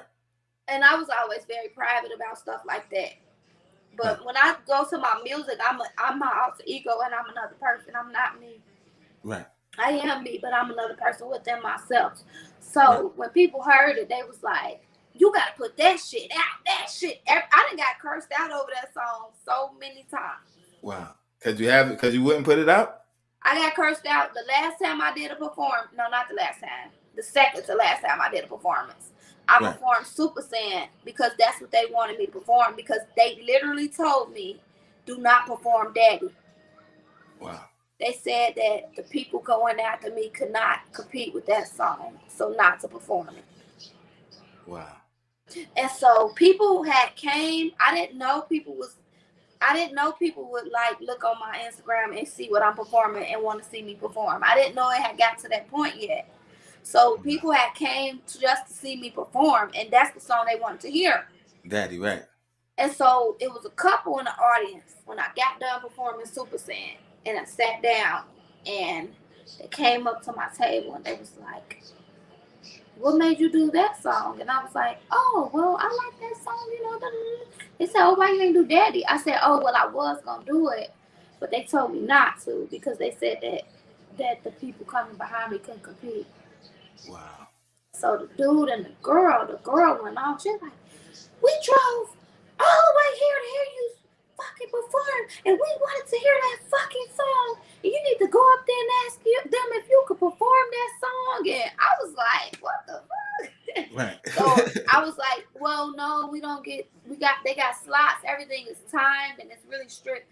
And she was like, you need to go ask them. She walked up there with me. I said, you know, I can perform another song. They said, no, it's locked up. And so they was mad, really mad. And now I see what people go through with fans, because I see how people say fans be bullying them, because they really was mad as fuck that I didn't do that song. And so I was kind of like, what the fuck? Like, what they gonna do to me? Right. If you don't sing the song right quick, so like I said, sing the damn song. I was like, I had just had the Texting Me video shot, but I hadn't released it yet. Right. So I was like, oh, yo, I'm sorry I ain't do that song, but I got a video I can show y'all that ain't nobody else seen yet. It's coming out next week. Right. And they was like, oh, yeah, let's see it. And they was watching it and shit. And they liked it. That calmed them down. And then the boyfriend was like, don't ever let nobody dim your light. That's he told me, he said, that's your one right there. That's your hit. Out of all your songs, that's the one. Right. He was like, don't ever not perform that song. That's your hit. Right. And I went through hell with that song, so I could believe it. Right. Whenever it finally get out there, maybe, you know, like Friend of Me got 20. Maybe when that one gets 20, it'll go off. Right. Now, I feel you on that. Now, the thing is about that song right there with Daddy, right? Because it's like I was watching the videos and I watched the Friend of Me, and I went to the Texting Me, right? And then you got, there's another one. Man. Super Saiyan. Yeah, I got more videos that ain't released yet, but yeah, right, that's the right. So as I'm listening, it's like, yo, I hear you got the flow. I'm like, yo, she's a lyricist, and it's like I can tell you right from the heart. It's not like you just rhyming words because you're telling the story.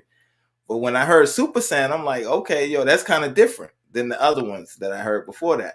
But when I got to Daddy, I'm like, yo, all right, you know what I'm saying? Because remember we had spoke before that, so you said the single's dropping, da. So I'm like, all right, you know what I'm saying? But when I heard the single, I'm like, oh, now it makes sense. When I heard the song, like, yo, why you said let's wait till the song drops and this, that, and the third. So the video drops. I listened to the song. I'm like, yo, this is a club banger. This is a joint that they would play, Daddy. This is one that they'll play on the radio. And I know, even though, like you said, that's not your comfort zone, the fans sometimes, they pick the songs.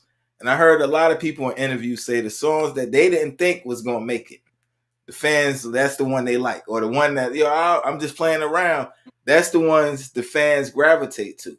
So now when I hear Daddy, I'm like, yo, this is dope right here. That was never supposed to be released. That was never supposed to be released. And it's buzzing and it's doing good. So you put it out. You got people hijacking you, like they want to see the song. How does that make you feel knowing like, okay, boom, like none of this could have happened. You could have stayed and no telling how life could have played out. You got away. Now you're seeing your dreams manifesting. How does that feel looking back? You see the reception you're getting, people vibing with the music. How does that feel? I feel like good because I do music because it's my therapy. Like, I love it so much. Like, if I didn't have it, I would be in trouble. I write so I don't fight. Right. And I love it so much, like, and to be able to express my feelings and to know that I'm not alone, that people going through what I'm going through. People call me all the time every song I got is like it touch a different type of person. Right. Like Super saying, the hood niggas call me like, yo, that's the motherfucking shot right there. Like cousins, and I wrote that song about my cousins. Wow. That Super Saiyan song is about all my people in Chicago, my cousins, my friends. I wrote that song about them, and they could feel that shit in their heart. They could feel that, like, yeah, she talking about the shack. I'm from the shack where them young niggas clap them niggas. South side where them young bitches trap them niggas. Like, wow. I call my cousins Migos nigga because they walk it like they talk it. Leave your body stretched out to them investigators chalk it. Like, they knew I was talking about them. Like, right. Wow. Yeah, and that's real right there. So when I heard it, I'm like, yo, it's like you're versatile because it's like you got the Texan song, which is like, all right, you coming one way. And you got the frenemies where it's like that's real life. You telling the story. Then you got the daddy where it's like, okay, that's every girl or every guy and his girl. They riding out, they jamming to that. But then, like you said, Super Saiyan, where it's like, now I'm about to take you into the shop. Now you about to come. You know what I'm saying? It's like, yo, let me put my seatbelt on. While I'm putting my seatbelt on, yo, take this vest, put this helmet on, because you might need that as well. But you painted a picture in the song that was so dope. It's like, yo, but let me ask you, what was that process like? Did you write that first and then pick the beat, or how did you come up with that? Super Saiyan. The first verse was a freestyle. I kid you not. Wow. I was talking about my cousins. Right. I was talking about my cousins. And I was talking about what I was going through. Tell these little niggas I catch flights, not feelings. Fuck these niggas. Right. Like, you know, the jealous hoes trolling while I cross every bridge. Like, they talking shit all the time. Keep my name out your mouth. And then, you know, when girls say suck they dick all the time. Right. I'm like, well, you could. They be like, oh, bitches ain't got a dick. It was everything I was going through. Right. I like to say suck my dick. And they, oh, you ain't got a dick. So that's why I say, they say why females always saying suck their dick all the time. Well, you could suck a nigga dick and you could play like it was mine. Right. Like, do that then, nigga. Like, right. You know, it's like you talking about me. Like the whole song, I was really feeling what I was going through. And hold on, my bad. You good? Put this down. The part about my cousins, I call my cousins Migos nigga because they walking like they talking. Because that's the truth. I done been through so many situations where I spare people. And that's the truth because I'm like, yo, my heart's so good.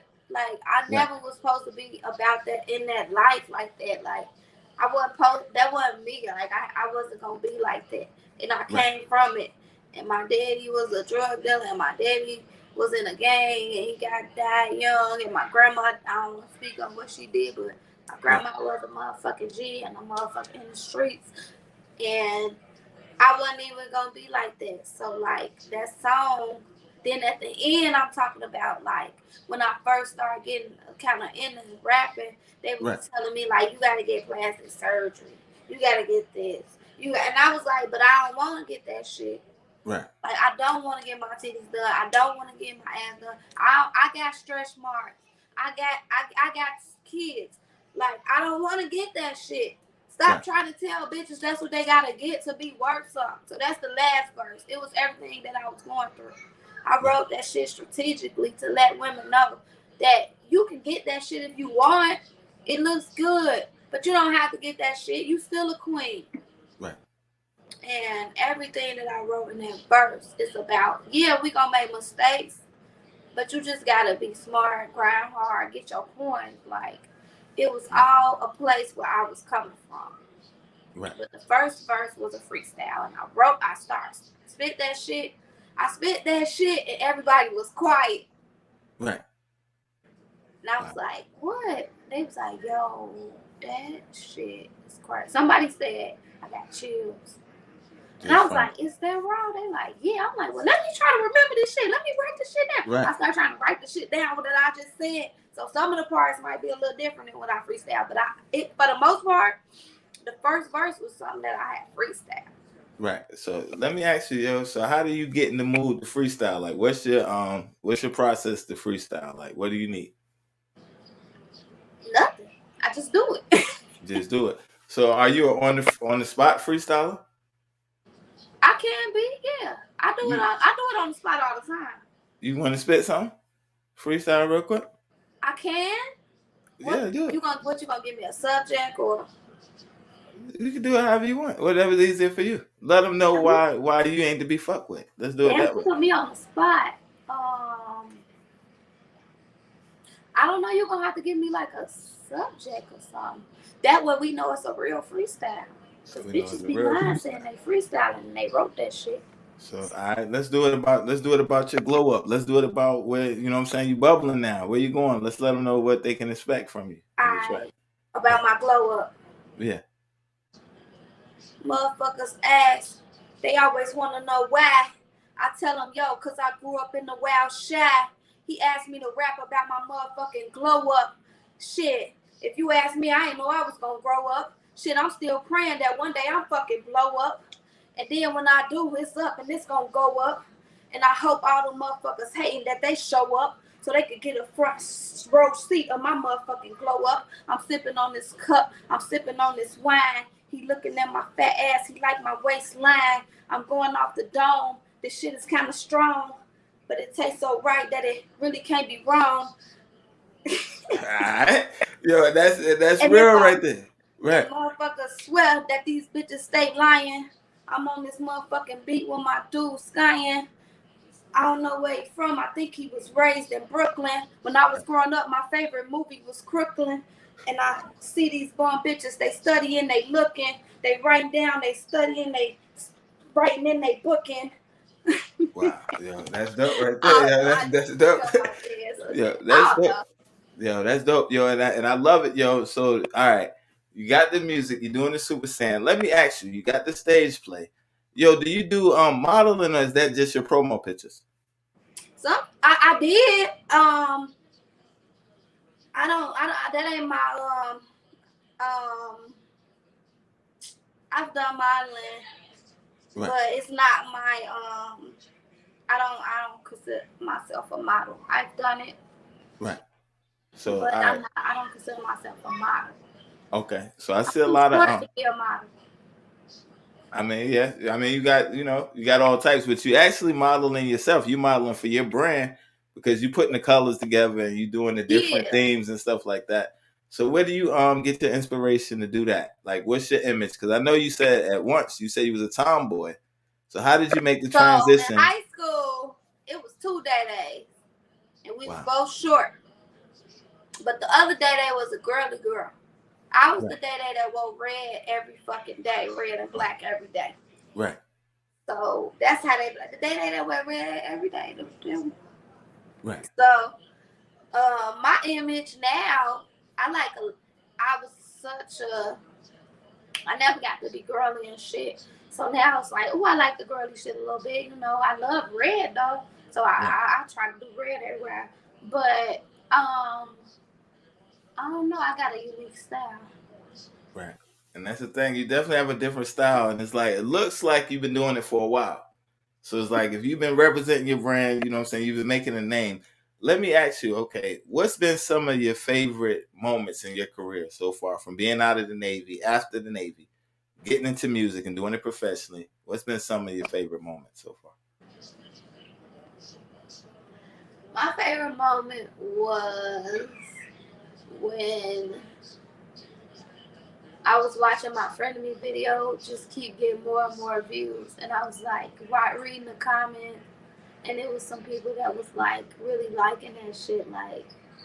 And then when I seen people like, one time I was at this soul food restaurant in Atlanta, right, and I was ordering my food, and the girl was like, "Yo, you DayDay. You be rapping. I like your music." Like, she was like, I was like, for real? Like, what the fuck? Like, damn. That was the first, like, it was cool. Like, I liked it that. Because I was like, yo, you know my song? And she started rapping that shit. Oh, wow. She started rapping it right there. So, yo, that's dope as shit. And this was in Atlanta? Yeah. All right.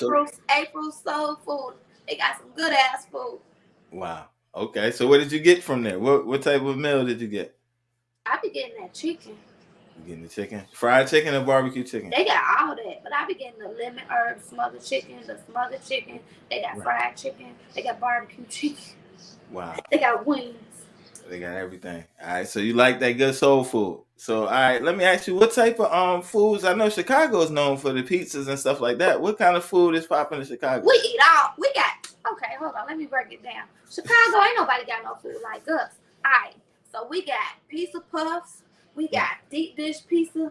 We got Italian fields pizza. We got the Chicago hot dog. We got corned beef sandwiches. We got Italian beefs. We got fucking mayo sauce. Right. Yeah, we got all the restaurants. Like, wow, good ass food out there. We eat flaming hots with cheese on them. The flaming hots with cheese? Yes. Wow. Shit good. Wow. So let me ask you, what's some of your favorite foods? I want to just outside of music. What's your favorite foods? Let's get to know LuvDayDay outside of the music. Oh man, I don't like telling people my favorite food because they be thinking I'm weird. All right, what's the food that you like? It don't have to be your favorite then. We don't want to put all your secrets out. I like chicken. You like chicken? I like guacamole so much. It's so good. I like greens. You like your greens? So good. We'll smoke turkey next. Wow.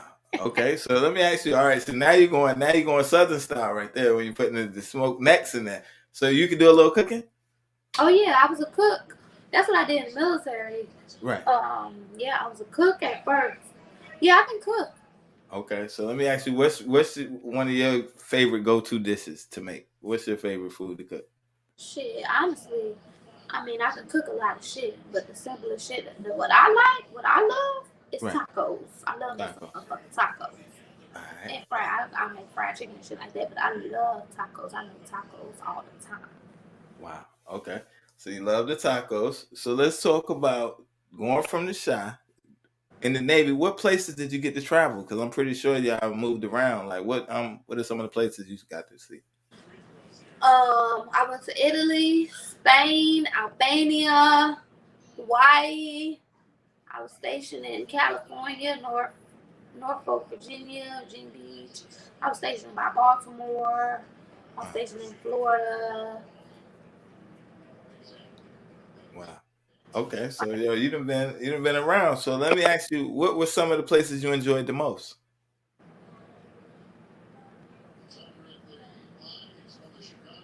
Italy. Italy? Wow, there's a lot of fashion in Italy, yo. There's a whole lot of Italy is known, yo. So, all right, tell me about your experience, because some people, I've never been to Italy. Some people only dream about Italy. It was nice. They was flat. They had that Gucci and shit, Greece and all that. Look good, right. Beautiful. The pasta, bruh. Olive Garden, like I would smack the fuck out of Olive Garden. They pasta is nothing. Like you gotta taste that shit. Like it's like angels, like angel hair for real. Wow. Like they soak it, they make it from scratch. They make the tomatoes, they make the garlic, they soak it in the basil and the pizza. It's nothing like our pizza. Nothing. Wow. They got a lot of cats out there, stray cats and shit. They got the umbrella girls out there. Wow, the umbrella girls, what's that? The umbrella girls is what we call in the States hookers. Wow. But it's so hot out there that they have their umbrellas. Just on the street. When I went to the club in Italy, I kid you not, I think they kids could drink over there. Because there was a lot of kids drinking over there. I don't know. I don't remember the age. Right. But when I went to the club, it was kids there. Wow. Like 3 of them. Right. So I was like, y'all can't be in here, but they could. Wow, because it's over there. So let me ask you, what type of music was they playing? Was you getting your South song? What was you doing? Hip hop music, because where I was at, it was like where American tourists go. It was like what military be at. So they was playing the American shit. Okay. I remember they played T.I. Bring them out. They got a dance off that shit that I had never seen before. I don't know if we got it over here, but over there they got a dance off that T.I. Bring them out.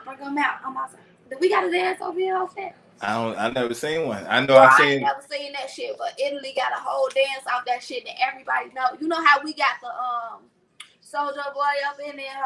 We got the Run the Shit. We got a million of them bitches like She that. was track star, You know right? how we got all our dances Wow. to Yeah, a all line the dancer. songs. Right. The motherfuckers got a dance to bring it out, and they did that shit. And I was just looking like, damn, y'all really getting that shit. Like, this y'all dance. And I was trying to look that shit up because I wanted to learn that shit because I felt like, damn, I'm from America. I should be able to know this shit. Right. And it's something with them like, bring them out, bring them out, bring them out, bring them out. I'm like, they getting that shit. Right. So I know you they said kept calling me Gucci girl. I'm like, why y'all keep calling me Gucci girl? You dripped out in Gucci over there? Nah, yeah, they love Gucci over there. They be wearing all that shit over there. Right. The kids had on Gucci and shit, but they kept saying Gucci girl, Gucci girl. Why was they calling you Gucci girl? I think because I was black. And they was like, I'm black and I'm swag, and they know Gucci man, and they love Gucci and shit over there, Louis. Right. So it was just kept calling me Gucci girl, and I was just like, fuck it, Gucci girl, fuck it. All right, so let's talk about it, yo. When you in the club and you going to the parties and stuff like that, yo, how do you get in the mood to go to the party? Are you on the dance floor? You in the VIP? You on the wall? What you doing in the parties? Different things. I'm a regular person. When I be with my brothers and shit like that, they be getting them fucking sections and shit. Lately they've been just getting sections and we be turned up and I be turned up. I like to dance, I like to shake something, I like to have fun, but I don't be over the top. Doing too much. All right, I feel you on that. So let's talk about making the transition to the A. How did you wind up in Atlanta? Oh, I always knew I have family out here. Right. That moved from Chicago. So I used to come out here on the summer sometimes, and I knew since I was 15 that I was moving to Atlanta. I came out here when I was 15. Right. I was out in the streets of Atlanta. I went to birthday bash for the first time. That shit turned me out. And that was it. I was out there with them Atlanta motherfuckers. They'll fight like it wasn't like Chicago. Fight, and you gonna keep fighting them motherfuckers every time you see them. Y'all gonna keep jumping each other, busting heads. Somebody gonna end up dead or some shit. But in Atlanta, I kid you not, I was 15. I seen these niggas fight, and then I walked back past. I walked to the store. I walked back past. These niggas was playing basketball together. Wow. And I was like, damn. They really just fought and just got it over with, and they good now. And that's it. Wow. And I was like, the dude name was Chris, and I was like, the one of the dudes that fought had liked me and shit. And I was like, yo, Chris, didn't y'all fight? Y'all was playing basketball. I was 15. He's like, yeah, we already fought. Like, we got that shit over with. We good now, shit, nigga. We boxed that shit out. And I was like, damn, that shit like raw. Like, I like that. Right. And then they had their music. The music scene out here is what drove me here. When I went to birthday bash for the first time, there was a lot of artists performing. We got free CDs and shit. I went to birthday bash so many years after that. Every chance I could, even when I didn't live in Atlanta, I would fly there for birthday bash because I really liked it so much. The music there, like no matter what nobody say, fucking Atlanta is carrying hip hop right now. I don't give a fuck what nobody say. I feel you on that. So let me ask you, who's your top 5 artists right now? Mainstream artists. Who's your top 5 and who you listening to? My top 5 is number 1, Aaliyah. I love Aaliyah so much. Wow. I got her name tattooed on my hand. I named my daughter after her. Wow. Aaliyah, I love Nicki Minaj so much. Right. She's so talented, no matter what. She's so talented, they can't even fucking hate on her. You said 5. Right. So I got Aaliyah, I got Nicki. Honestly, Lil Wayne. Music-wise. Right. He's talented. Music-wise. Right. And Joel Santana. Lyrically wise. Love his lyrical content. He's a great storyteller. And then if I had one more, I'm so sorry. I know people gonna hate this. R. Kelly. I mean, he's from the Shy, yeah. He's from the Shy. It ain't even just that. The nigga is fucking talented. Music wise. Y'all always trying to take somebody's talent from them. One thing about it, you could take their character, you could take their freedom, you could take their life, but you can never take a motherfucking talent. If they got that talent, they got that fucking talent. You can't take that shit. No, that's a fact right there. It is what it is. That motherfucker is talented. And I grew up on his shit, and I got a lot of personal ties. It's a bunch of shit. That nigga is talented, okay? I love that, like, musically wise. He's definitely talented. So let me ask you, let me put you on the spot real quick. With 6, no, he's had 12 play. So he got over, we talking about R. Kelly, he got over 200 songs, yo.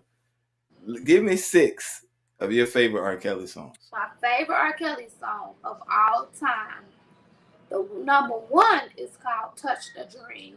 See, I'm from Chicago, so I'm going to name shit that the people don't know. Right. But this song is called Touch the Dream. And I like this song because he uses analogies a lot. It's like he's being a poet and he's relating it's kind of like Daddy. Right. The way I compare the sex to the real life, he engaged in this pussy so he want to get hitched. And he the way he climbed my mountain make me reach my peak. He doing shit like that in that song. Right. Touch the Dream is number 1. Number 2, I'm going to say Step in the Name of Love because from Chicago, all my aunties and shit used to step. That's some Chicago shit right there. Right. Step. That's number 2. Number 3 going to be the song with Aaliyah when he was like, this is for the steppers. 1, 2, stepper. At Your Best remix. At Your Best the remix. And then number 4, you said 6, right? Yeah, number 4 is gonna be I Wish. I Wish. That's one of my favorite songs. It's talking about his mama, and I used to listen to that song and cry because I was thinking about my dad. Right. He was talking about his mama, like, come braid my hair, mama, like, I wish, like, he said, and every time I hear this part, I kind of try not to cry when he say, remember when, this reminds me of my grandma. Remember when you and me would say we get up out this hood and everything would be okay. It's all good now. My nigga, we out the hood now. When I look at my house that I got built from the ground up. You built it? I think about my grandma. I didn't build it. I got it built. Right, okay. Bedroom. I think about my grandma. And I think about, I wish she was here to see this when that nigga said, remember when you and me would say we get up out this hood and everything would be okay. It's all good now. So that's one. Because I relate to that. And then the last one, he got a song called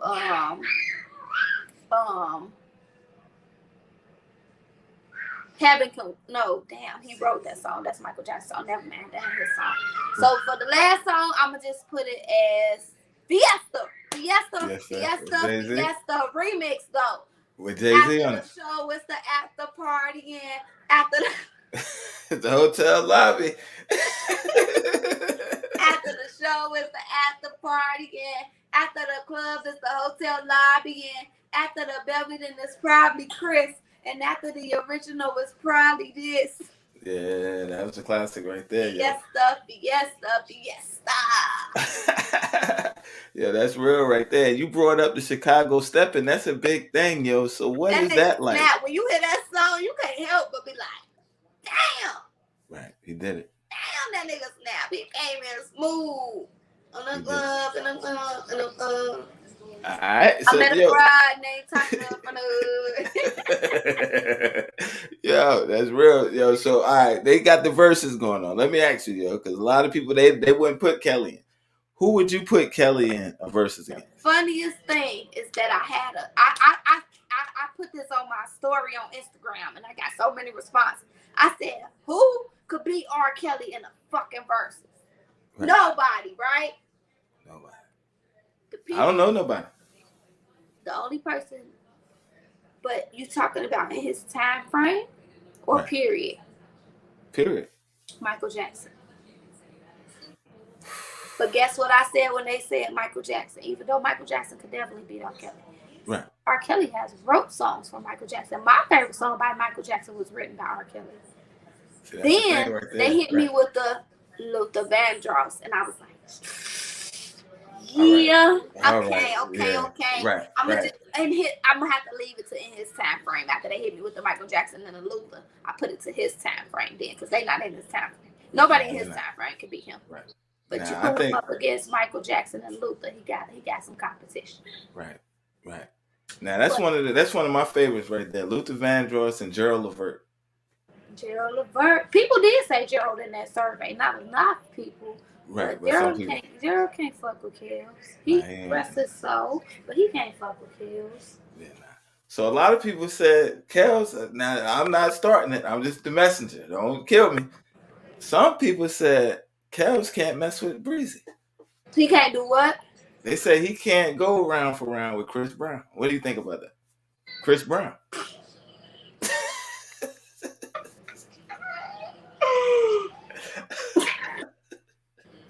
You know you need.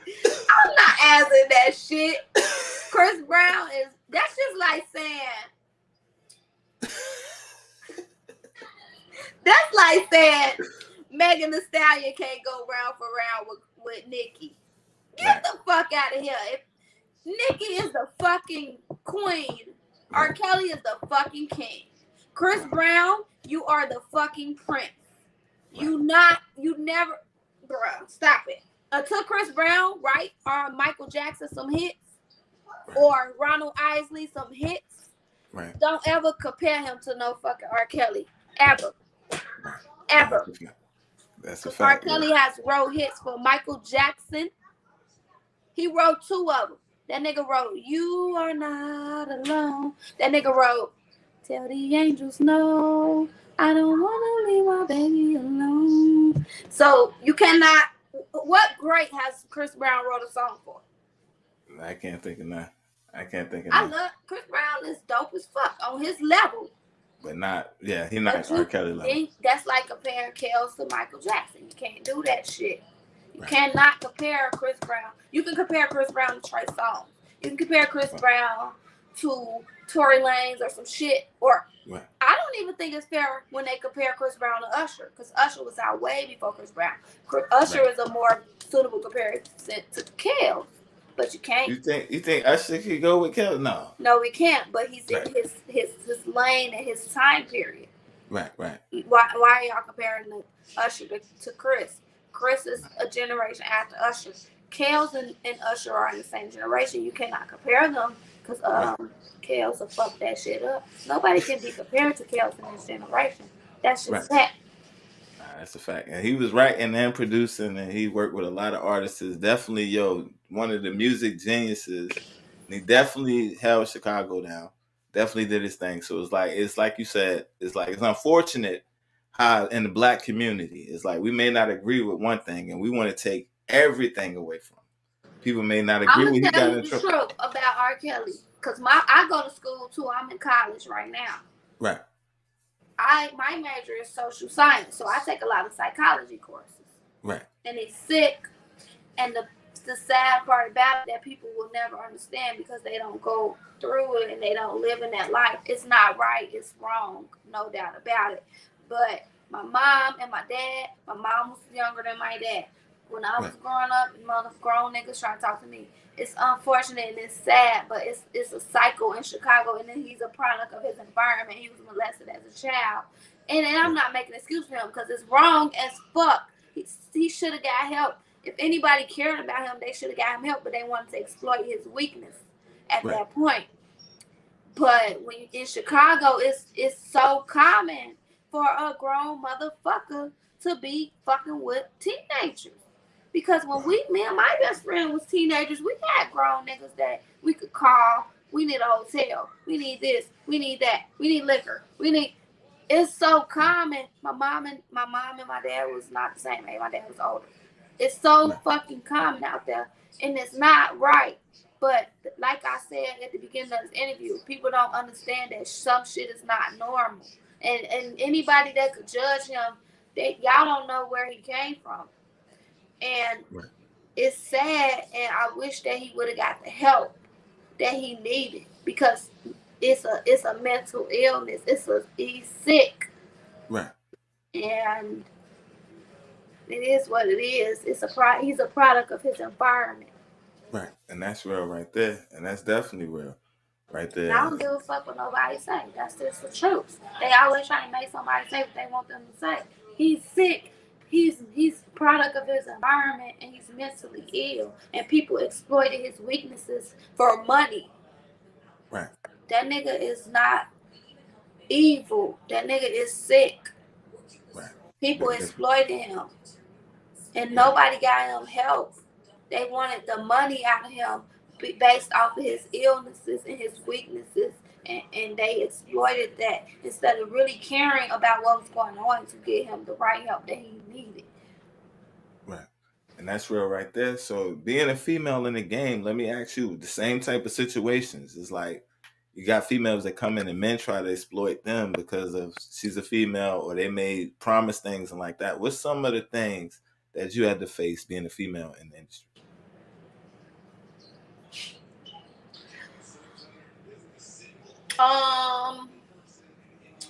It's the unprofessionalism of men. Yeah. They try to man, oh, photo shoot, oh, studio, oh, feature, oh.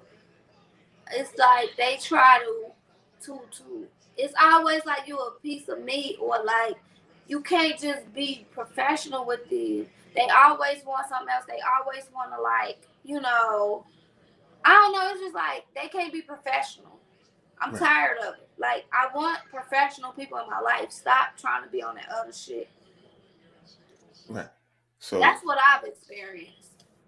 Right. So is it the same in Chicago and the A, or is different? It's different on the music scenes. When I was in Chicago, the people that I knew that did music, I knew them from school. So it was a little different because my baby daddy, I always had a dude that I was with. So it wasn't like that. Chicago, I was just freestyle shit like that. I wasn't seriously, I never recorded no shit.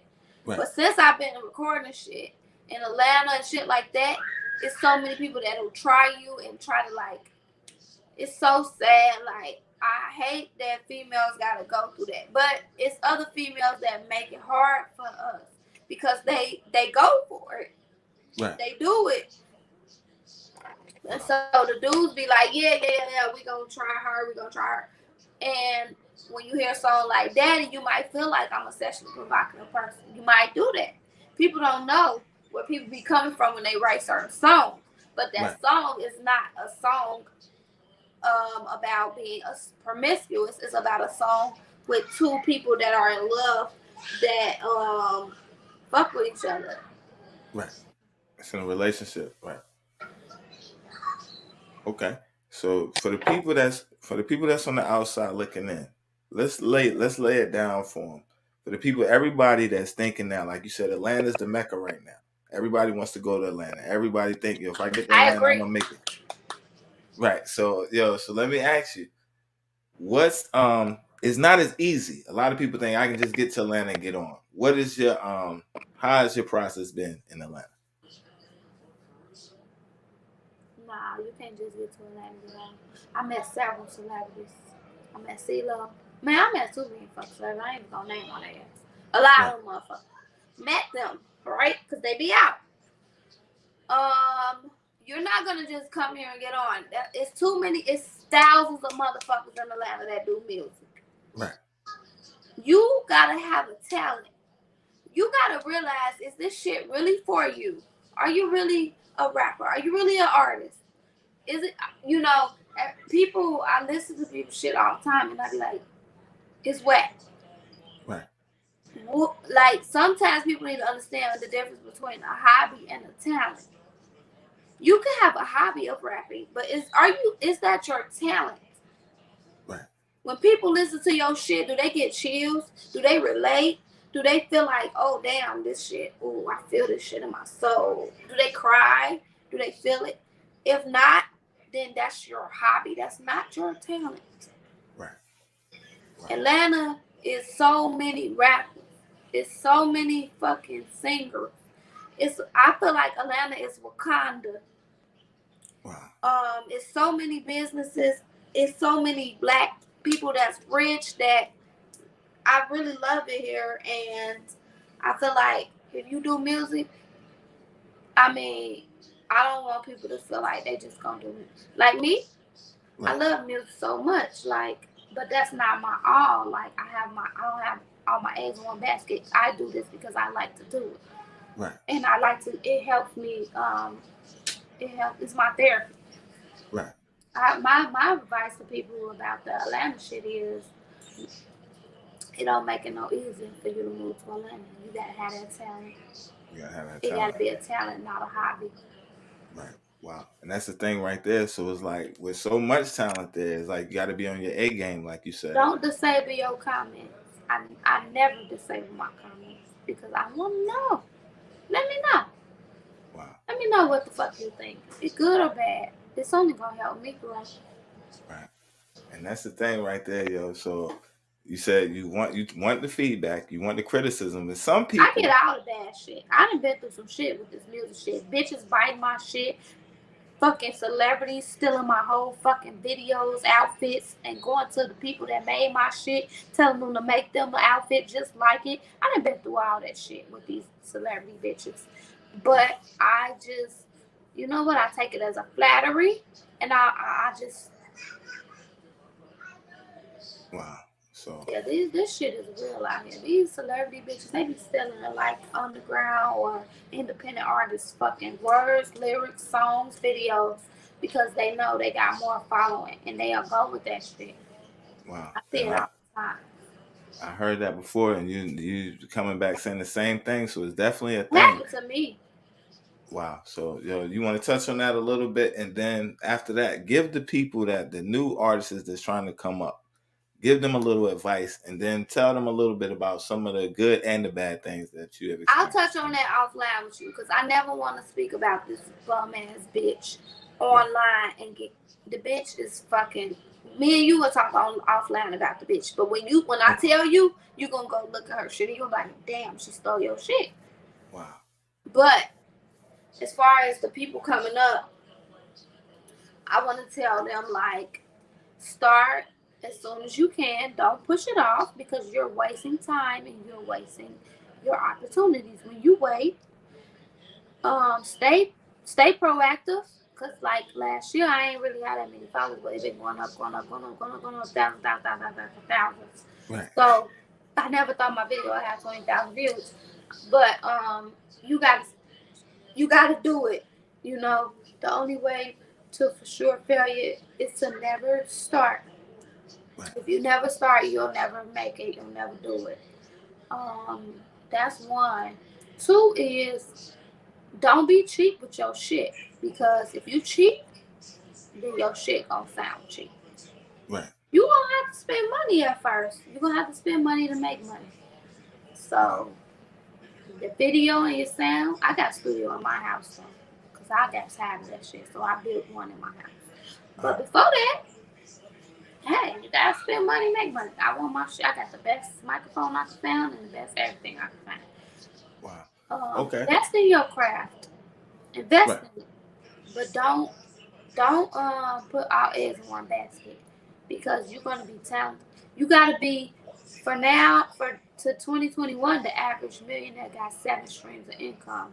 Don't put all your eggs in music. No matter how much you love music, you still gonna have to put your eggs in other baskets, because music is it's not fair. The person that don't have talent can blow up the fuck before somebody that does. So don't put all your eggs in one basket. That's my advice. And take your shit serious, and don't be cheap with your craft, because you want your shit to sound like money, you gonna have to spend money. That's real right there. You dropping real jewels right there. So let me ask you, okay, you got a studio in the crib. What inspired you to do that? What inspired you to put the studio in the house? I ain't want to deal with people no more. Wow, I'm trying to get everything I can on my own without having to deal with people, because every time I deal with people, they be on some other shit. They be on some unprofessional ass shit. Right. It's so sad, because why you not gonna tell a doctor, when you tell a doctor like, yo, I want you to work on I want you to fix my my hand, you're not gonna be like, the doctor not gonna be like, yeah, I'm gonna fix your hand, but before I fix your hand, you wanna hook up with me? You wanna, bitch, do your job. Leave me like, or a nigga that's fixing your car ain't gonna be like to a dude. Then I'm gonna be like, yo, I'm gonna fix your car, but you kind of thick, you kind of cute, like, bro, just fix my car. I paid you. Leave me the, you know what I'm saying? Right. It's always unprofessional. Wow. Okay. So I could never be a female, so I don't know that side. I just hear the Photographers, story. the video dudes, the producers, the studio dudes, they always on some other shit with females. And I'm not the only one that goes through the shit because I talk to other females and they go through the same shit. Wow. So, okay, you build a studio now. So how did you learn to record? It's like you tired of people's shit. They, they can't be professional. So it's like, I'm going to do it my own self. So I don't all the way know how to record yet. I'm learning. But people come to my house and help me. And my son is the shit. My son do beats and he know how to record and all that. Right. So he helped me. Okay. So yeah, the thing is like it's kind of similar to me. I'm looking at you. It's kind of like, so I'm getting the same kind of vibe. So you say you have a son that make beats, but you don't look like you would have a son that make beats. You don't look like you're old enough to have a son that make beats. Yeah, I had my son young, so right. Yeah, I got he's 10. Wow. Okay. So he made beats. He made texting me beat. Right. I got another song coming out called Mama, that video. I'll send it to you so you can see it, but it don't come out till next month. But right. He made beats, he made videos, he shoot videos too. He's talented. My daughter does music and she only 4. I kid you not. That girl got more songs and videos than I do on YouTube. Wow. She freestyle. Right. So let me ask you, okay, when you're not making music and you being an artist, walk me through a day. You wake up, what's your day like? Yeah.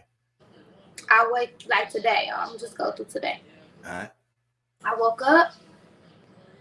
I got my son up for school. Get up, son. No, get up. You shouldn't have stayed up late. I told you to go to bed. You want to sleep. Boom, that. And then breakfast, boom. And then I had to work out because I'm trying to get my body right, because every time they try to pressure me to get plastic surgery, I don't want to get plastic surgery, so I be working out. So I worked out. I just burnt 520 calories today. Wow. I was just, that wasn't that was like a okay workout, because I only did it for 50 minutes, but still it's better than nothing, right? So workout, cook dinner, get the kids ready, get out of school. I'm a student, so I went to class from 6 to like 7:30. Right. And depending on how I feel, I just write shit. If I feel in a place, I've been through a lot of shit. If it start coming back up, or if something new come up, or if I see somebody, I be like, damn, I want to write. I write and that's my way of getting shit out. It's me writing. Right. So I'll write a song, and I'll write, and I'll get that shit out. Right, and that makes sense right there. A lot of people say music is therapy. I heard you say that as well. And then I heard you say you also have an alter ego. So yeah, I do. Let's talk about you outside of music. Let's talk about the alter ego, and let's talk about some of the differences. Music is whatever I'm feeling at the time. I could be a freak, I could be a hood bitch, I could be a thug, I could be a dancer, I could be a teacher, I could be a fucking conspiracy theorist, I could be a protester, a mom, a girlfriend, a wifey. That's music. Me in real life, I don't watch TV. I'm a little low key nerd, but I always been cool though. I never been a lame. I never been scary and shit. Bitches ain't. I ain't going for the bullshit. But I like to build websites. I like to design shit. I do coding and shit. Like, I'm smart. Like, in high school, I fought. I don't like to fight though. I never liked to fight. It just happened. Right. Um, people tell me I act funny. I never drunk after people, even as a kid. They was like, "Y'all gonna share this pop?" We call it pop in Chicago. I was like, "No, I don't. I'm not drinking after them." I mean, this is yeah. I don't drink after nobody. I don't even drink after my kids. So I feel you on that. Right. But I've been doing that since I was a kid, so that was weird back then. It was weird. Right. But a day-to-day life is me being a mom, a student, a veteran. I like to help people. I like to write.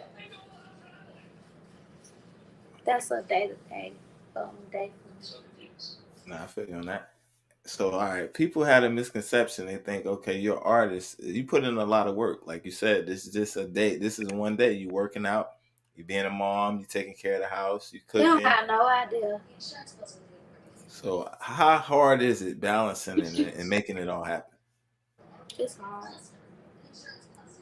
Because an artist is a full-time fucking job and you need help. And when you do it all yourself, it's hard because you got to do your own promotion, your own videos, your own planning, your own budget, your own outfits. Sometimes you do your own hair, your own makeup, your own location. You write your own lyrics.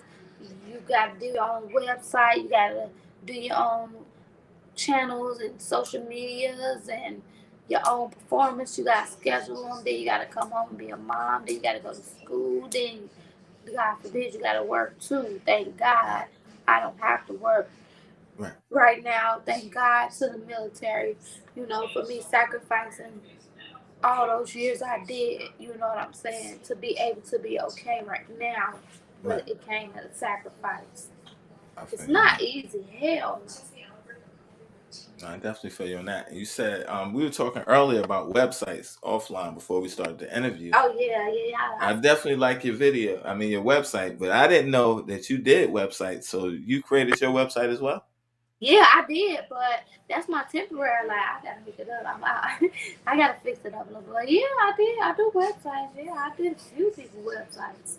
Okay, so yeah. Pay me. I mean, I got my side hustle.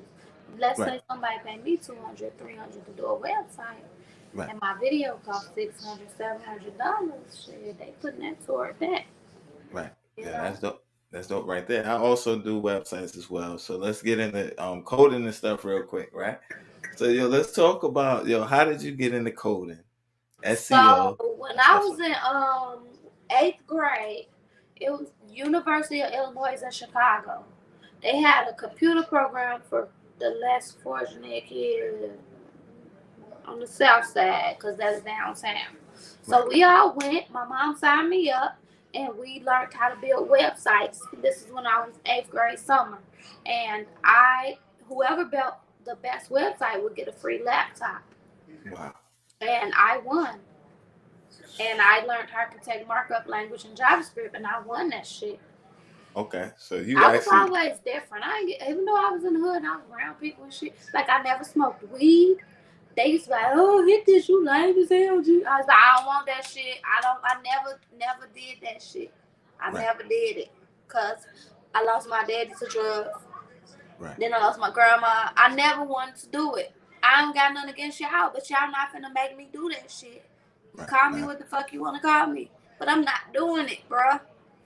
So I was still cool.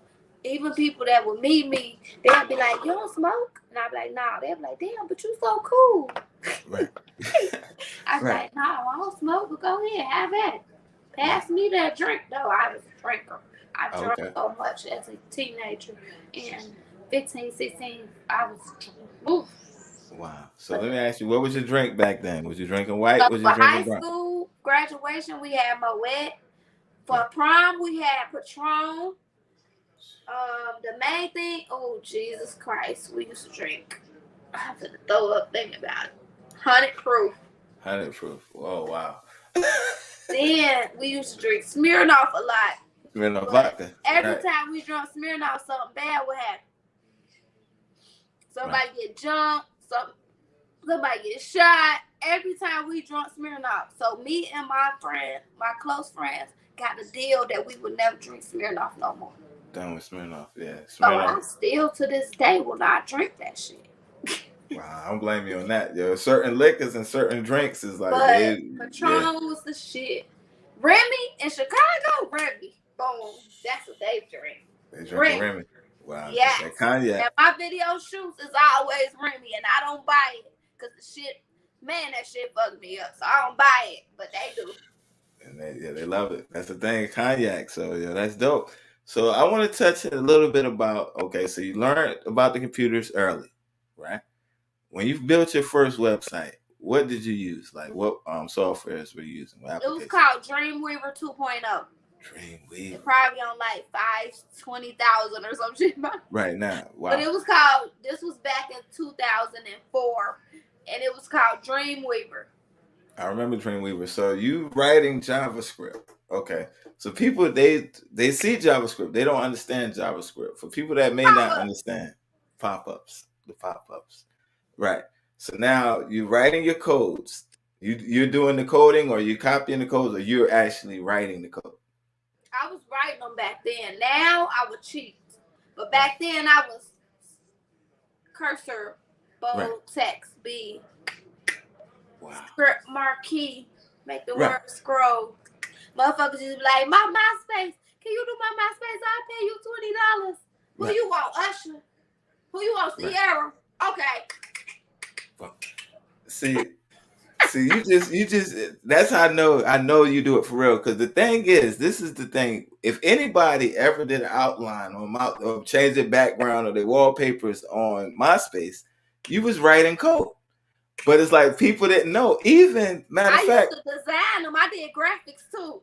So I would go on Photoshop and do that shit and count it and put their name on it and shit. And they'll pay me $20 and I put Usher, I put Sierra, Alicia Keys, whoever fuck they wanted. Twist their name and crop that shit out and make it change colors and shit. Bling it out. Wow. Yo, that's real right there, yo. And a lot of people don't know that. So let me ask you, the game has changed a lot since then. What type of softwares do you like the best to use? So I have Adobe. I have the whole, anything Adobe you could think of, I got that shit. Wow. Everything. Premiere. Photoshop. Animation. It's like 10 of them bitches. I got them all. You got them all. That's what I got for everything like that, Adobe. Wow. Okay, so let me ask you, okay. So you talk about Premiere. Do you be messing around with Premiere a little bit? I try. Okay. But I don't have the time. I pay for it every month. Right. Pay for Pro Tools. I pay being an artist. Man, that shit is expensive, bro. But I pay for that shit because I want the best. But I end up paying somebody that is actually focused in they're professional because I can't beat them. They know what the fuck they doing. Yeah, you just said, say that again, yo, because I meet a lot of people. I know a lot of people that they refuse. Why I'm gonna pay them when I can do it myself? Say what you just said. You can do it yourself, but you are multitask and you are split into different realms of entertainment. You are not going to do that shit as raw as a videographer that is just focused on videographer. A videographer, they know how, they might work around rap and this, but they not going to get in the booth and kill a song like I am because they don't know that shit. And they don't know about 808s and they don't know about 8 counts and they don't know about fucking the hook go this word. They don't know about, oh, you got a 32 bars or 64 bars. They don't know about the shit that we know, so they're not gonna write a freestyle like we gonna write on. They're not gonna spit, and we're not gonna record like they gonna record because they've been working in fucking Adobe Premiere for fucking 3 years, and they know all the fucking shit. They done bought the plugins and shit that we don't know that look good on brown skin. Right. Yeah. So yo, I'm gonna be honest with you, yo. So we was looking at the website, right? And I'm like, yo, it's dope. We was typing and I'm like, yo, I like the colors and stuff like that. But I didn't know that it was you that did it. So then, right, I Google you, right? I Google you, your picture pops up. everything falls into place. Boom, boom, boom. You know, your SEO side. I'm like, yo, so looking from the outside in, I'm like, yo, she got her shit together. Like, I gotta fix it a lot, to be honest with you. I noticed a lot of shit that need to be fixed on there. I just haven't had the time. Right. Now I feel you on that. It takes a lot. But it's like when we talk about like knowledge panels and stuff like that, most people don't even understand that. So when I seen that, it's like, yeah, the SEO, I had to learn about that. I had to. Right. So when I seen that, I had to smile. Because I sell merchandise. So it was e-commerce I had to learn. Right. So how long did it take you to get a grip of all that? For what? The website and shit? The SEO, the e-commerce, and website. Oh, it's still shit to be learned. Right. But I got it down pat to a minimum that it can be okay. I'm like I said, it's always somebody that's a professional at that shit. If I was to hire a professional web designer, they would fucking hook my shit the fuck up. Flash Media is going out, but a year ago, the Flash Media websites was the top notch shit. Right. But right now, it's going out for whatever reason. Maybe they got some better shit coming. Right. But I just do what I can to make it look as professional as I can. I research that shit, probably Google, or like I said, I was doing this for a long time. Right. But I do gotta fix some shit on my website for sure. All right, for people that that's just looking at it, they'll never see this stuff. They would never know. That's just because you know. No, I try my hardest. My mom, she loved it. Everybody loved the website. But what I did learn was like on Instagram, and I want to tell you this as well. You have your website as your bio, which is it's okay to do that. Right. But you want to get your views on YouTube because that is what's monetized for you, right? So I recommend putting your YouTube link as your website on Instagram and putting your website just as a text in your bio because they'll type it in. It's easy to catch on to. Wow. That way motherfuckers could because a lot of people, including myself, was trying to get to the interview and they want to watch that shit, but they can't click it. They don't have nothing to click. Right. So put it in your bio and they'll click that shit. Boom, there go all your interviews. Wow. And I put the link on my Facebook and shit, but still, I recommend you put that in your bio, your YouTube as your link in your bio, and put your website just in. Like if you look at my bio, my YouTube link for my video that I want motherfuckers to watch that they ain't watching because they want to keep watching the first one. I put that as my link in my bio because they could click that shit quickly, and it works. Right. And then I put my website in the description, LuvDayDay.com. Because if they really want to go to my website, they're not going to forget LuvDayDay.com. Your website is easy to remember, too. Wow. So, that's dope right there. And, you know what about that? I'm listening. I'm all ears because I see you doing it. You know what I'm saying? It's like you said, 20 fucking K. I ain't hit 20K. You been on my YouTube. I ain't hit 20K. That's how I did it. Right. Because I put that link in that bio and I left it there for a year. Right. That's how I did it because that's the only way I did it. Right. And promo on Instagram. Right. And that's the thing. So it's like, all right. And I had somebody tell me, your views is fake on YouTube. I said, bitch, I don't even know how to get fake views. Right. Like, I know, like, they be saying, like, some rappers be doing, like, payola and shit. Right. Bitch, I ain't got no payola money. Like, my shit is real. Those real views. Right. But I did post that shit on, like, I don't know what it is. Like, I could post a reel on Instagram and get 8,000 views. Right. I could post this 2,000. Like, I don't know. Sometimes it's a hit or miss. And I'm learning this shit. Right. And that's the thing. Like, you're doing the actual back. Yeah. Go ahead. Nah, my fault. Go ahead. I was about to say what I did learn is what I was telling you about putting your project that you want people to visit as your link in your bio, because a lot of people will click that shit. Wow. Right. Because I know for a fact that when I posted you, people was like, oh, I want to watch it. What do I can't click that. These motherfuckers lazy. They want to click that shit. They don't want to have to search for it. Yeah, that's a fact. So I think you should put your YouTube as your link and put your website in your description. Yeah, that's. Or either have your YouTube on your website right away, but then you're gonna want people to subscribe to your YouTube. It's a good ass channel. That's a good ass channel. Right. Like your shit is like dope. Like your interviews are dope. Like I was watching your shit. I was like, yo, that shit dope as hell. Like, you know what I'm saying? I watched the one with Chemo what? I watched that one. I mean, with there was something else I saw with another shit. A few of them, but they dope. Yeah, I appreciate that. I definitely appreciate that, and I definitely appreciate you giving me like, yo, I'm making a mistake, so I definitely appreciate that right there. Like, yo, fix this, and we need that sometimes. Sometimes it's like because we may know one part. I might be left-handed. You come right-handed. Like, yo, all right, this is good, but you're slipping over there.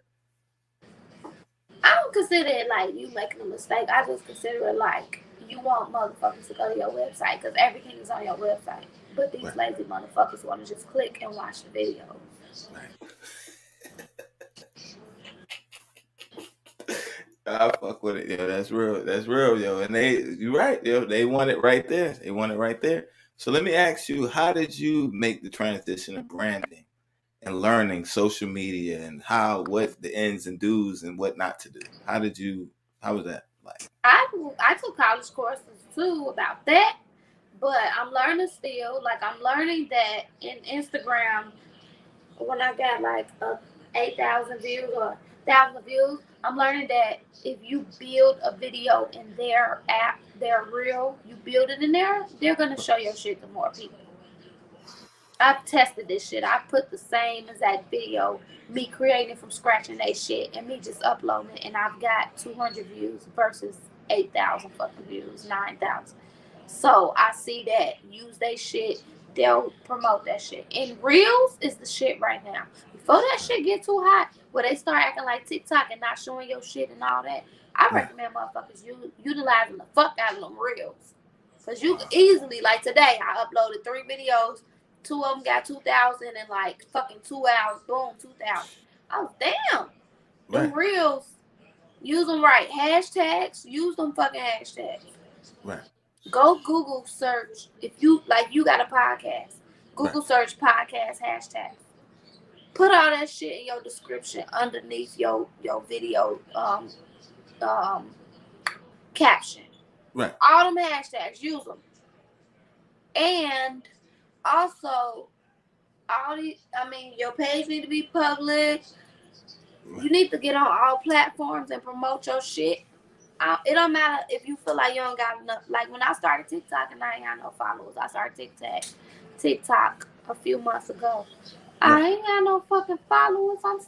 Them bitches taking all they don't want to give me 1,000. I'm like, y'all bitches know I should have been having 1,000. TikTok be on that bullshit. I'm almost at 1,000, but then Twitter. I started my Twitter. I don't got that many followers on there, but shit, fuck it, it's on there. Be active on all that shit, and it's a real job.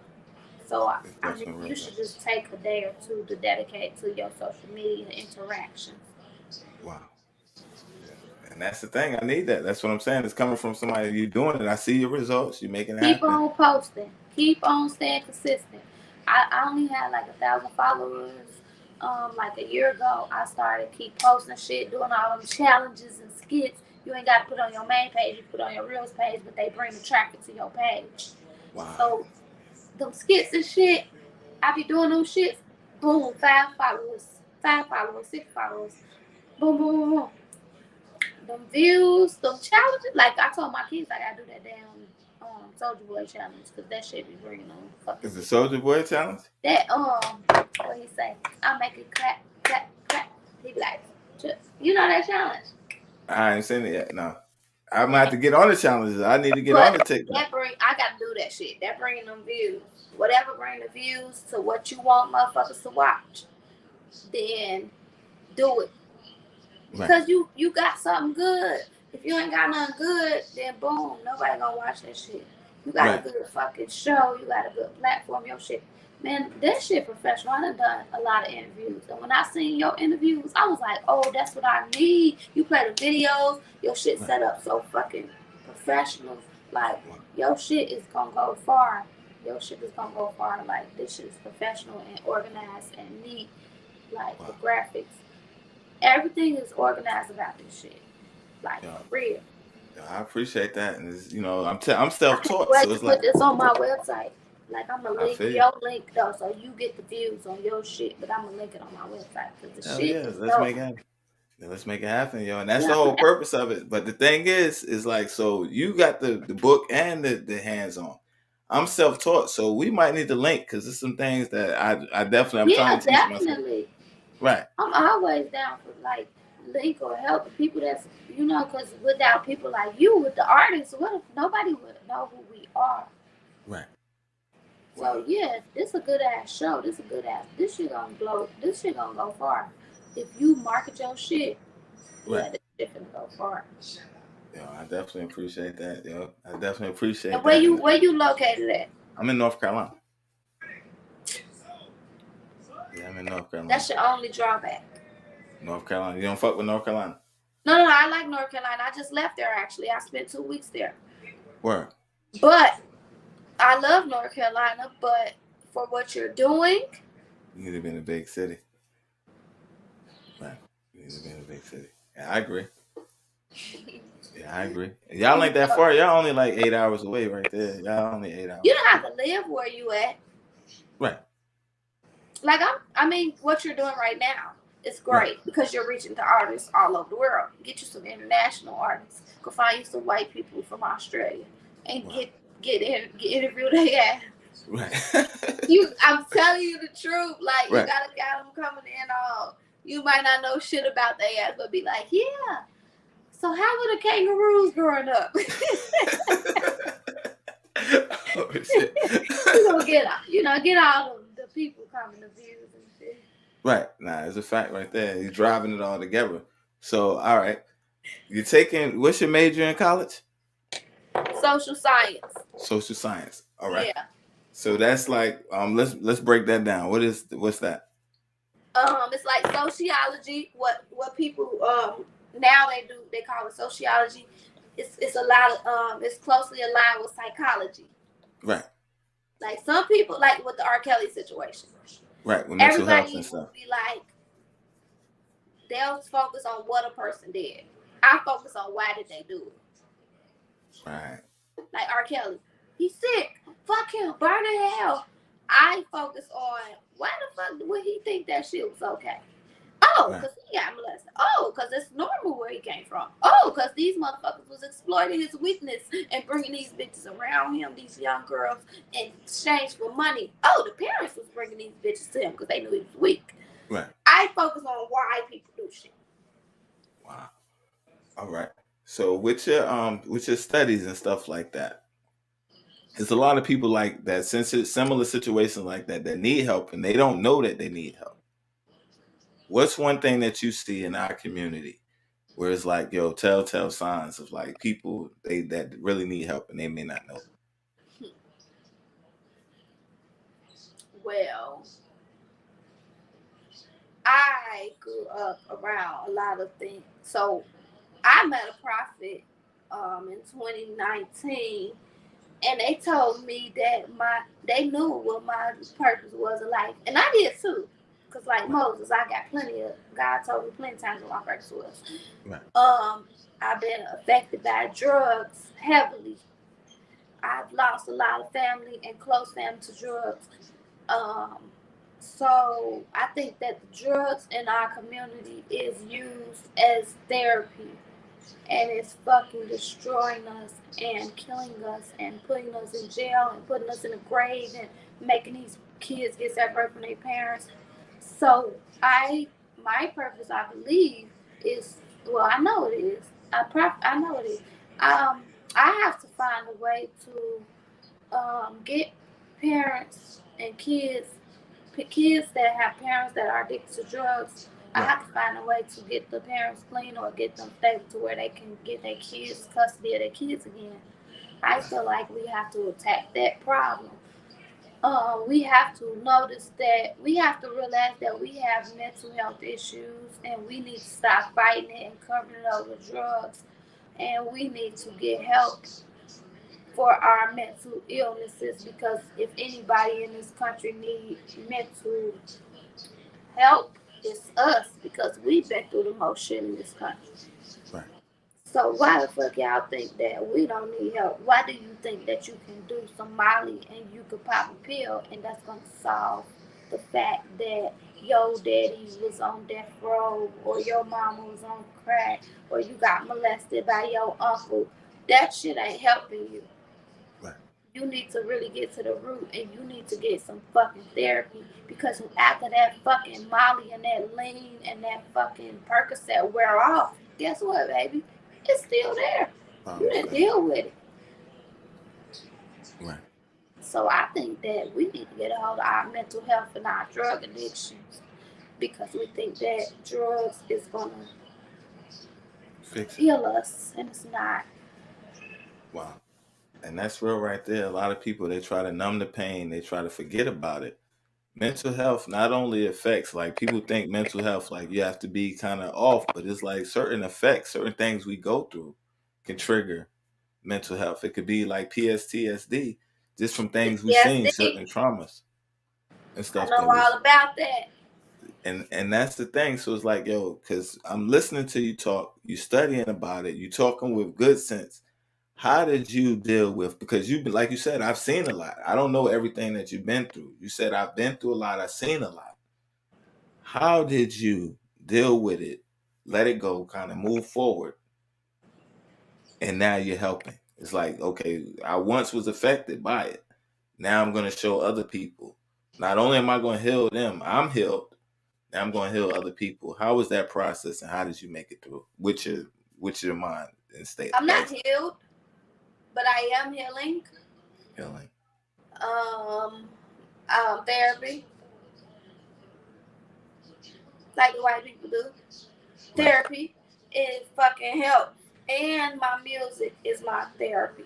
I was recommended. The ladies told me that, why don't you find an outlet? You can play sports, you can volunteer. I was like, an outlet? She said, something that takes you away from your reality, that you can express yourself and you can express your pain through.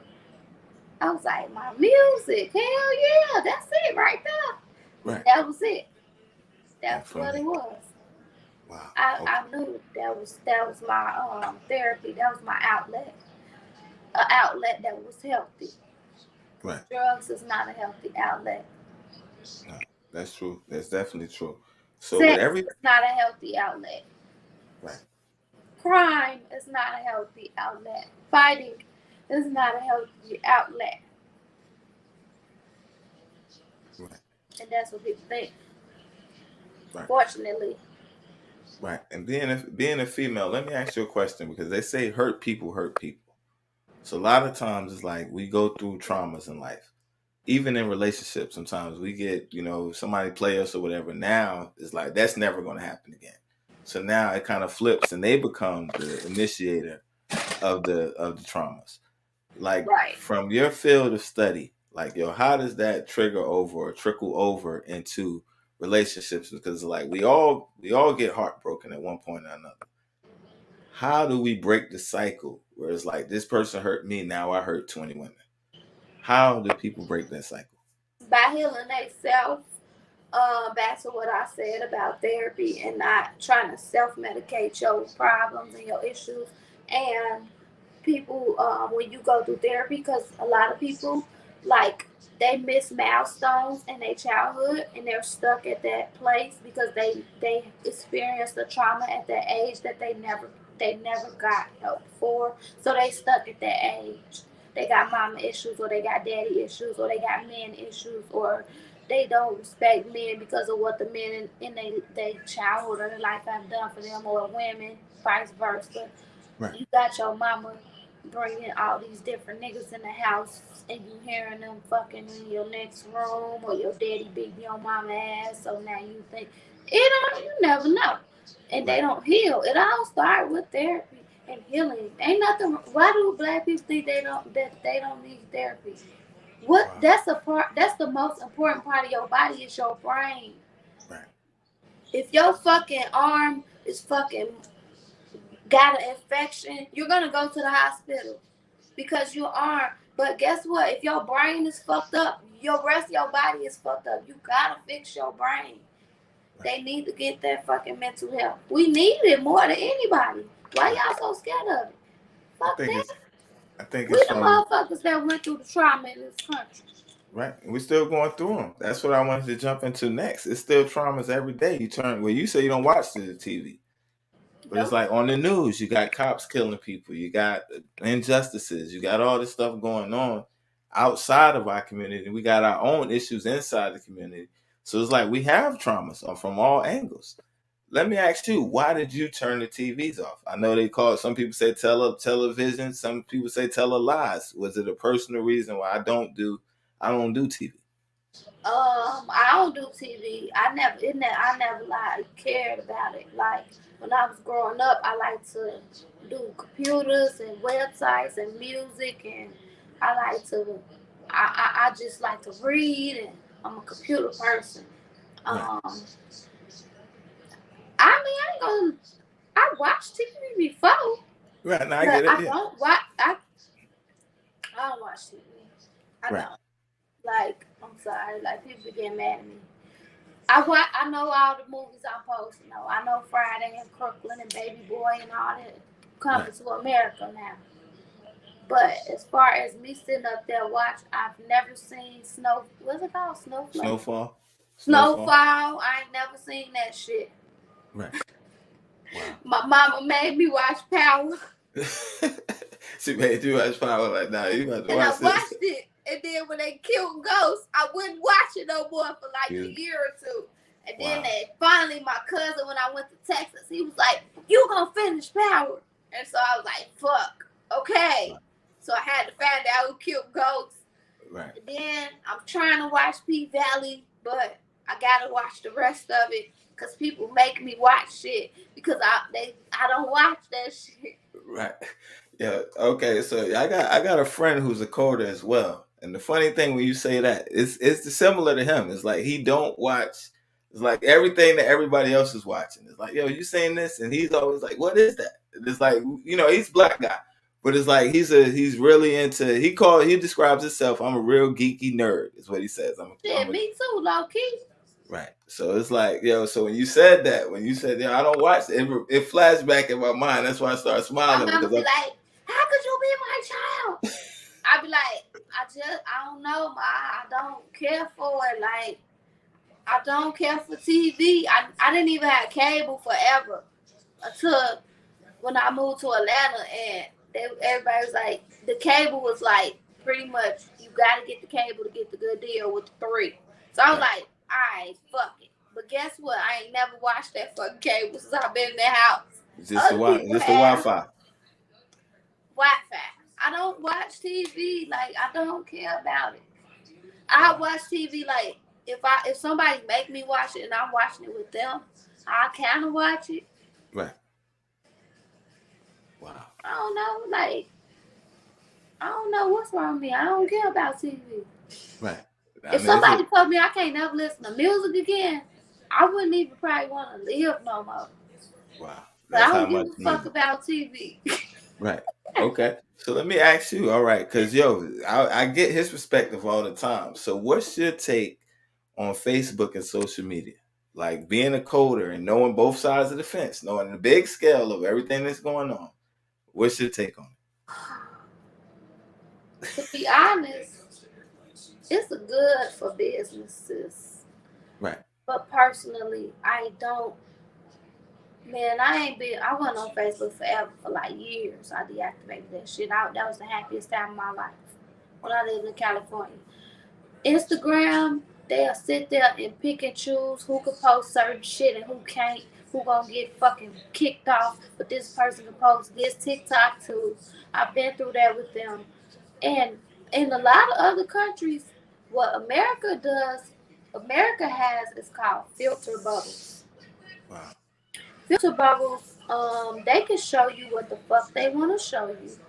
They can show you whatever price they want to show you, whatever news they want to show you. If me and you search Mississippi right now, they'll show you what they think you want to see and what I think I want to see whole time. It could be a black man that got murdered or missing from Mississippi for the past 6 hours, and one of us might see it, one of us not, because they'll show you a bunch of shit about podcasters and shit, or me a bunch of shit about music industry, but it's called filter bubbles, and it's illegal in a lot of countries, but it's not here. If me and you look on Amazon for the same thing, they can show me a different price and show you a different price. And I feel like the media is the strings that they have to manipulate us, the social media, and I don't care for it, which is why I'm going to Puerto Rico again next week. I was there for 30 days. I'm thinking about moving there. They got social media over there, but they behind a little bit, and the times over there are so simple, and they appreciate the simple things in life. Right. I wish that, I don't know about social media, like, people talent don't matter no more. Not bitch, sorry. Like, if me having the best verse of the fucking year and a bitch that's in a thong holding her titties naked, rapping some bullshit, and she gonna get them views, you know what I'm saying? Right. I don't care for it. But it is a good tool for promotion and business and networking. But if I had to choose between, if I had to choose and I got the choice to take away social media and people would not have it, I think I might say go ahead and do it. You say take it away because we remember life before social media. Because I literally have people telling me, like, are you going to get your body done? People, photographers asking me, are you going to get plastic surgery? No, the fuck I'm not. No, I'm not. Right. Okay, I'm from the outside looking in. Looking at your pictures and stuff like that, it don't look like you need work. Why do they feel like you need work? Probably because they edited them pictures. Right. I'm very appreciative of my body after my kids, but it's by far not one of them Instagram model ass bodies. I have stretch marks. I have cellulite. I don't have implants, so my shit ain't up there. Right. But I do appreciate it. I work out and I try my hardest to do the natural shit that I can to make my body look okay. Right. But it's not enough for some people. Wow. Okay, so with that being said, being in the industry and how they try to focus on that, and like you said, it's not being fair where a person can have skills and then this girl over here is half naked. If you look at it, all the girls that got rap skills, they is not famous. It's these bitches that got all these fake ass bodies. Nothing against that. Right. I don't got nothing against plastic surgery. I swear to God I don't. Right. But I just feel like it ain't fair that that's required to be something. Right. And that's a fact right there. And it's like some of the best lyricists, male and female, never make the radio. Some of the people that's telling the truth, some of the most conscious or most influential artists, they never make the radio. So like, what's your take on that? Is like you hit a point where it's like, okay, we're gonna be indie or you want to be famous, but with the fame comes, well, we want you to make a song like this. We want you to dress like this. We want you to wear this. We want you to smear yourself in blood. This is gonna be cool. Everybody's gonna love it. When you get to that type I'm of not stuff, gonna sell my song. I wasn't gonna say that, but you said it. I've been an outfit. I met so many celebrities and shit. I don't want to be famous. I love doing music. I love the connection, and I love to pass my energy and my experience, and I love to help somebody get through a bad time or a dark time or a toxic relationship, or to be happy, or to expand their joy, or to make them freaky, to go home and fuck the shit out of their nigga, or shit like that. Right. I'm not gonna sell my soul. I don't give a fuck about being famous. I'm set for life. I'm good. I love doing music, and the people that sell their soul and they miserable, it ain't worth it. And I've been told several times that it's not worth it. And I don't give a fuck. I already know I ain't gonna do it. Right. I don't care. Right. And that's the thing right there. So it's like a lot of people, like you said, it's like kind of like you were saying earlier, where the girls they're messing up the game because you have some that won't do it, but for that one person that won't do it, you got 10 people waiting to say, "Well, I'll do it." And I see that a lot in the game, where it's like, where one person they may take a stand, like I'm not gonna go that far. I'm gonna be creative. I'm gonna stick to my craft. You got 10 artists that say, "Yo, okay, I'll do this. Whatever I got to do to make it famous, I'll do it." How do you look at that? And like, what I'm saying, like you said, being an artist from the heart and using real life experiences, not only in your music, you've been through real life experiences. Like we were talking earlier about the glorification of all this stuff, where it's like the more harder you are, the bigger gun you got, the more famous you become. What's your outlook on that? As far as the glorification, my thing about that is that it's a reality, and I wish that I'm not judging because I have several family members that are still in that environment. Right. But I wish that we didn't have to do that to each other. I wish that we could come together. I wish that we would not kill each other. I understand how the cycle is hard to stop it. It's hard to break it. It's hard to stop a war that's been going on. Then you kill my brother, I killed your brother. Then you kill my brother, and I killed your brother. Then you kill my friend, and I killed your friend. I understand, but I want it to stop. And I'm just pray. I'm just praying for them, and I'm gonna understand. And I'm not gonna judge nobody because I know that people that do that, I know that they don't just do it for fun. Nobody wakes up and says, "I want to be a drug dealer. I want to kill somebody. I want to." I know that they circumstance creating their life, and I pray that they be delivered from that shit. Right. That's a fact right there. So let me ask you about some of the other ones that's like famous, right?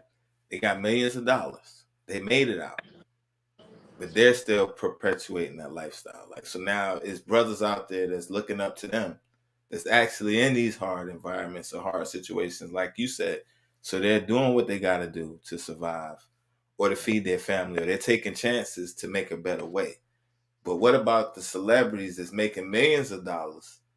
He's nowhere around it. He's not about that life, but he's selling this image. How do you look at that? How do you view that?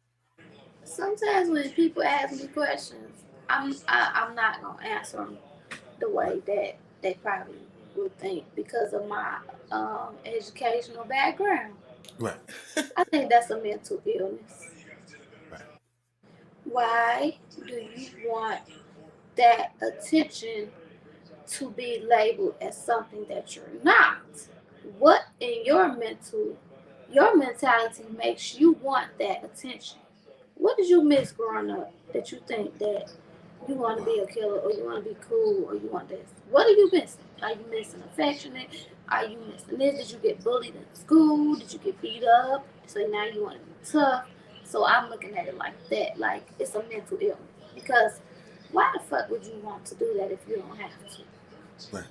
Or you could just be stuck in a milestone. Like I was watching an interview about C Murder, and they was talking about how Master P was like telling him like, "Yo, get the fuck out the hood. Why you in the projects? We don't gotta do this shit no more.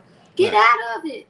And he was trying to distance himself from him because he wouldn't get the fuck away from it. And I'm going through that shit right now, and I've been through that shit, and that's a mental ass illness. You have to have a mental illness to want to be in a fucking lifestyle that will put your life at risk and put all your success and you can live in a mansion, but you want to go to the projects and live there. That's some mental illness ass shit. That's some milestones that you ain't fucking hit that you was supposed to, and now you stuck. That's what I think. Right. I don't think a sane motherfucker want to stay like that. Right. And, you spitting it real. You keeping it real. And like with your education, you definitely see both sides of the fence. And I definitely respect your answers because it's like, right, it's got to be like insanity to That's want mental shit. Right. Right.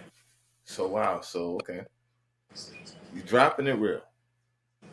With the state of the world, the state of the industry right now, what advice would you give the young girls out there coming up, or the women?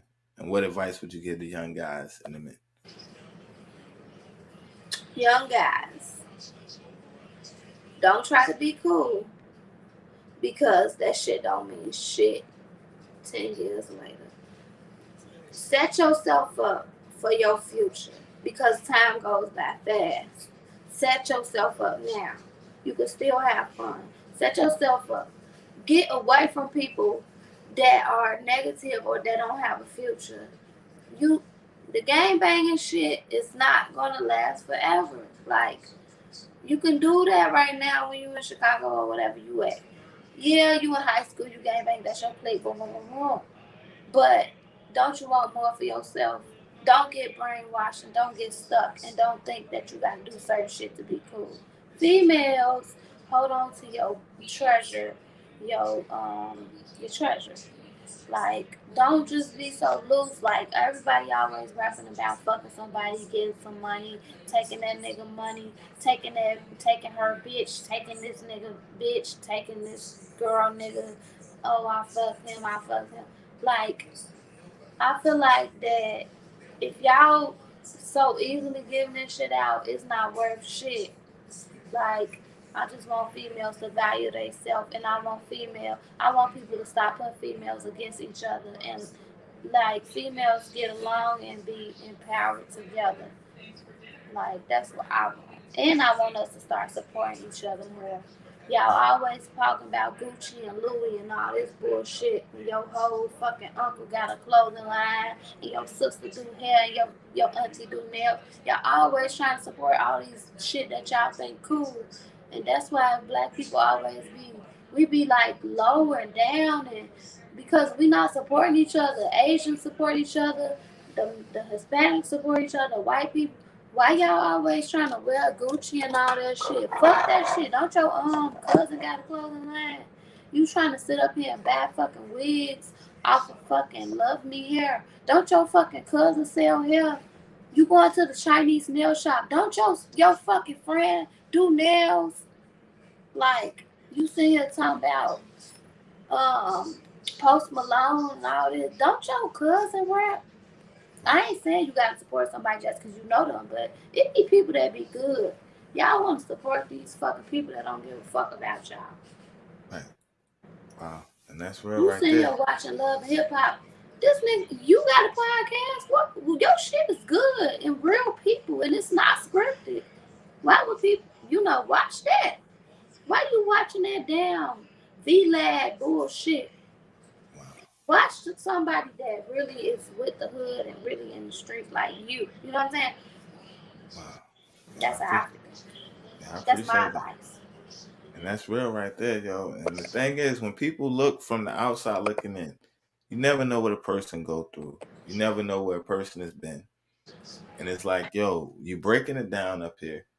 And it's like, the thing about it, like, when I look and I see the videos and I see how you put the brand together, I'm thinking, you got a whole marketing team behind you. You got people that's doing all this stuff for you. Now we're sitting up here and we're talking and you're saying, yo, I'm in college for sociology. I do coding. I do SEO. I have a team, though. You have a team behind you. I do a lot myself, but God always put people in my life. I don't look for them. A guy I was in the Navy with, right. He is a freaking creative genius. And he just randomly sent me fucking treatments and shit. Wow. Designed like a motherfucker. Like, if you ever want to see any of this shit, I'm willing to share it with you. Right. Between you and I. But he sent me all this shit that he created in his head for my videos. I already got my vision. But mixed with his shit, his name Brandon Mercier, that he cold. He'll write your shit for your video. So he create that shit like it be raw. And I got people that invest in me. Right. They be like, man, I want you to dress like this and I want you to wear this. I'll pay for it. And I'm like, fuck. All right, give me the money. Right. I got people that try to tell me lyrics all the time, and that's the one that I don't like, and people take it the wrong way. I be like, I write my own lyrics. I don't want your lyrics. I'm sorry. Right. And they'll send me verses, and I be like, I can't do it. I'm not knocking nobody that do it, but every lyric has to come from me and my heart and my life. Right. But I got a team, low key. God done put some people in my life, so people be helping me. Like, my last few songs I recorded, my friend helped me record that shit. Cause I had my studio and I paid for all this shit, Pro Tools, the highest Pro Tools and shit. And my friend was like, yeah, you don't know how to use this shit though. And I was like, no, I guess I can go on YouTube, but I just been slacking. My friend was like, well, what you got? Let's record 3 songs. And I'm like, I don't want to record 3 songs in one night. I'm going to be up I was up for 3 days recording 3 songs for my friend. And they was doing it with me. So I couldn't be the lazy one because they was willing to do it. Right. And that's a good thing, having that support system. I do a lot on my own, but I have people that help me. Right. So you have that support network. And I hear you keep saying a lot about, God and stuff like that, having a calling. Like, let's talk about that. Let's talk about spirituality, if you don't mind, real quick. Okay. What do you want to talk about? I want to talk about how did you make the transition, and you coming through. A lot of times we look back. I can speak for me. I don't know your story. I'm not religious. Not religious at all. I don't believe in what the slaves were taught. All right. What do you believe in? I believe in a higher power. I don't know what it could be, the sun, for all I know. But I do believe in a higher power and a God. But I do believe that we are all connected to that, to the universe and to that God, and we all manifest stuff in our lives. And I believe in karma, like from the universe, about what you put out and what you do. I believe in manifestation. I do believe it's definitely a God or a higher power. Definitely, I believe in that. Right. So I'll say God. I ain't no white Jesus. That's just no way. Right. I call it's no Jesus. I say Yeshua, Yeshua, or Yahweh, as my high power or Messiah per se. Jesus, I don't believe in that per se. The concept, yes, there was, but as far as a white man named Jesus, no, I don't. Right.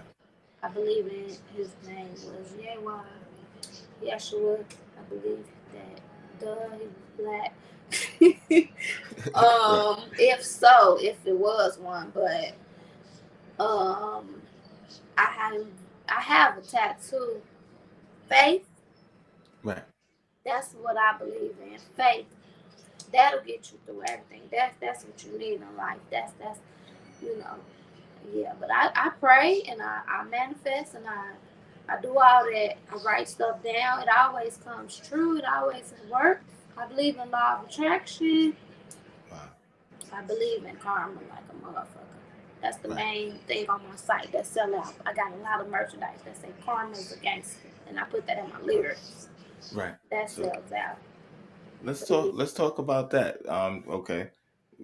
From that, karma, you said the law of attractions and stuff like that, manifestation and things like that. How did you first find that? How were you introduced into that? I've experienced a lot of supernatural things in my life. So people can say what they don't believe, but I have no choice but to believe because I've experienced supernatural shit in my life. Right. So there's no way I could say shit isn't real because I've experienced supernatural. So I cannot. I don't have a choice but to know what is real. I don't have a choice. You had experiences. I have a choice. No. Yeah. My daughter does too. My daughter's 4. Wow. She sees stuff, and she already been through the supernatural stuff. My son hasn't been through it like that. And he's 10. He's 10. He hasn't. So when you say that, you like a spiritual gift. When you say seeing, it's like do they have like spiritual gifts? Yeah. Right. Yeah, I experience supernatural stuff all the time. Sometimes it's scary. Sometimes it's like, okay, thank you. Um, I don't really try to convince people about stuff because it's hard. But I do. I mean, everybody. I feel like everybody will have their encounter where they can no longer deny it. Right. They could be ignorant if they want, because ignorance is bliss. But they're gonna be shown what it is, and if they want to keep being stupid or whatever, like people do, they'll be stupid still. They'll see shit. Right. Okay. And then we're talking about your calling, helping kids reconnect back to their parents. Right. Where did this passion first come from, and when did you first know this was your call? About kids. Yes. Well, me losing my dad at a young age because of drugs, and my mom growing up like with her mother the way she was, it was a cycle that I wanted to break. Um, and me knowing a lot of people in Chicago that got killed of drugs or their parent got taken away of drugs or it destroyed us. It destroyed us. I feel like that was put after slavery. Drugs was used to tear apart the black community. Just like I say, like, oh, it's a crisis now, but when it was us, it was just no big deal. But when the white people got on that shit, it's a fucking crisis now. Right. It's mental. They have addictions and stuff. It's substance abuse and all these type of excuses. But for us, they was lock us away. Right. Yes. And yo, you definitely sharp up there. You know what I mean? You definitely have a sharp mind. And it's a beautiful thing giving back to the kids and connecting them because it's like it's real. A lot of times it's like we go through traumas, right? And we don't normalize it. If you don't correct it, it becomes a normalization. So let me ask you, how important is family to you now? Family? Like, 'cause you're a mother now. You're a mother now. So how What type important? of family? Like mother, child, your Okay. immediate family. My mama and my child. Okay, cool. Because I got a big ass family. Right. Right. All right. So as far as my kids, I want to be there for them. I want to break family curses. I'm gonna send you a video that I shot with my mom called Mama. The one that I told you that people cry when they watch. It's about breaking generational curses. Definitely want to do better. I'm not perfect. My kids gonna have some shit to talk about me when they get older. I already know. But guess what? I'm gonna own that shit. And I'm gonna tell them I'm sorry. And I hope they be better parents than I was. But I'm doing my best. Right. And I love them. And I'm trying to break these curses. And I'm already breaking some. But I know they gonna have some shit to say. Right. There's no manual. But I try to tell my mama, she takes shit personal. Oh, you make me like I was a horrible mother. No, you was a good mom. But this is what I went through. And this is what happened. It doesn't mean you're a bad mom. It's just, this is what I fucking went through. Don't try to, tell me that I can't talk about what I went through or try to act like I'm some, And my kids gonna have some shit to say to me. I already know. And I'm gonna have to own that shit. And I'm gonna have to respect what they went through. Even though I feel like I was a good ass mom and I sacrificed so much, I have some shit to say. I already know. And I'm gonna be like, I'm sorry, I'm sorry. That's all I'm gonna do is listen and say I'm sorry, unless they lie. Like, oh, mama, you had us in the hood. Nah, y'all motherfuckers grew up. Y'all house got built from the ground up, 6 bedrooms. You're not finna play me like that. Right. So that I understand if people stunt like that on their parents. But if my kids like, mama, you had PTSD and you used to yell at us and do, I'm like, damn, I'm sorry, y'all. I was trying, doing the best I could. I'm gonna have to accept that. You know what I'm saying? Right. And that's the thing, is like you went through growing up in Chicago, went through the Navy, went through life. You have a calm, it's like you have a calm spirit with you now. Was it always that way? I'm pretty sure it's like, yeah, that took a lot of work. Cause it's like you just, it's like I just fought so much, like I don't want to do it no more. And like the Navy, like when I went to the Navy, because I was from Chicago, they just thought I was just like a savage.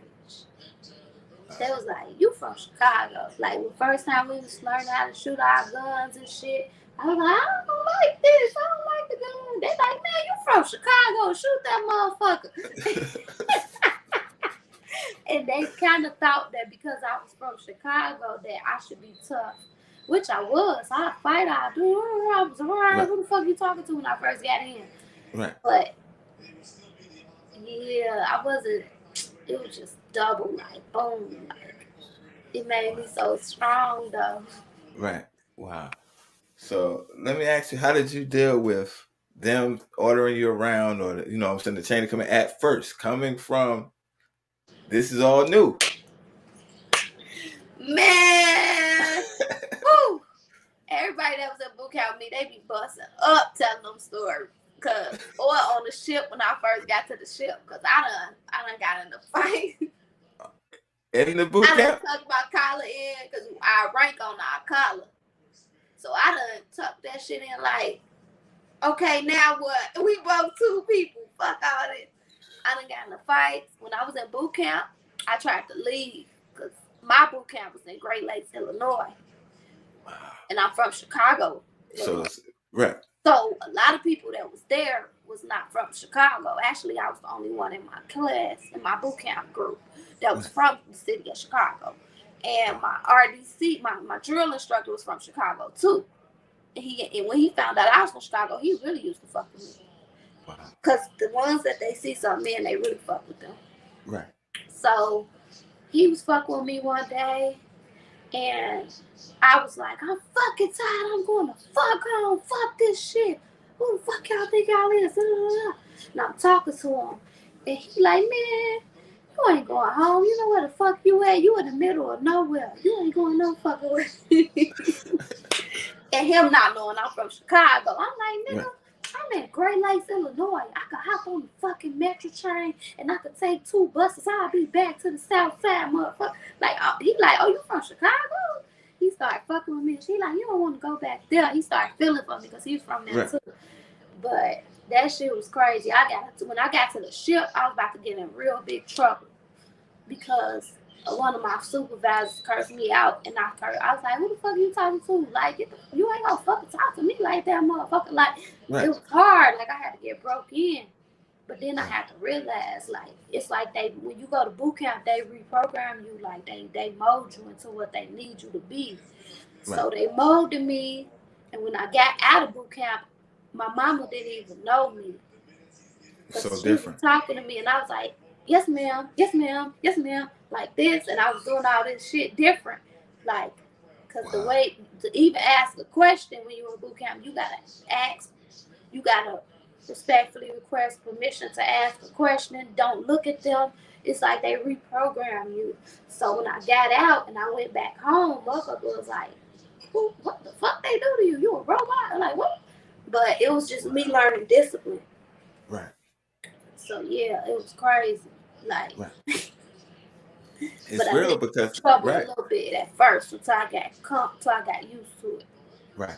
Okay. Like you said, a lot of things in your life changed and shaped you into who you are, and you know it saved your life in the same way. So let's talk about the projects that you got. Let's talk about the pandemic, and then we're gonna wrap it up because I've been keeping you long. I don't want to overdo it. Part two. You know what I'm saying? Right. So The projects I sent you something, but I got Deja Vu coming out soon. That's gonna be my EP. Might turn into an album because I got so many songs I haven't decided yet. But that's what's next. It's called Deja Vu. Deja Vu. I can't wait for that to come out. Daddy video. I got a lot of videos coming out. Right. Everybody want to keep watching Friend of Me, and that's great. But can y'all watch my other videos? I feel you on that. Yeah, I definitely feel you on that one.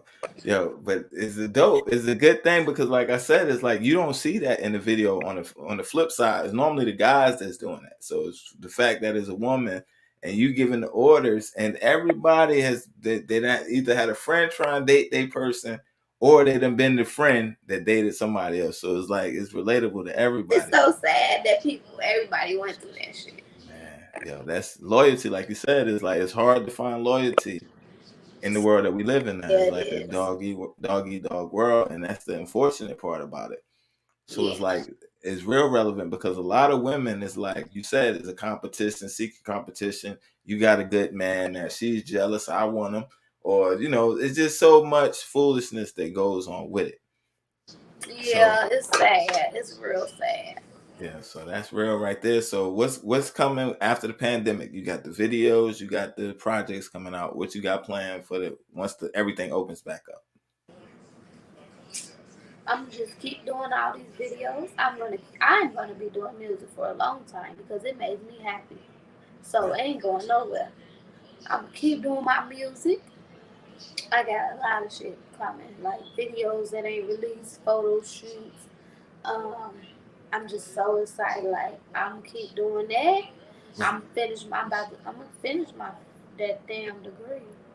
I feel it's hard because I fucking don't want to go to school, but I'm finished that shit, and I'm gonna open up my center that's gonna help women get custody of their children. It's gonna be like a rehab center too. It's gonna be a program to help women get, or men. At first, it's gonna be just women. Maybe God expand me to do a man too, but helping them get custody of their children and get clean. Right. And that's dope right there. Like you said, you're just drunk. You never did drugs like that. And it's like almost like a hope center. And it's like we need resources and stuff like that in the Black community. So that's definitely going to be dope. And I pray that God opens that door once you get your degree because it's needed and it's seriously needed.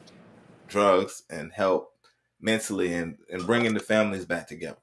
Right. So that's dope. Okay. So like I said, I don't want to hold you because we at the 3 hour right now. I know, right? So we're gonna have to do a part 2.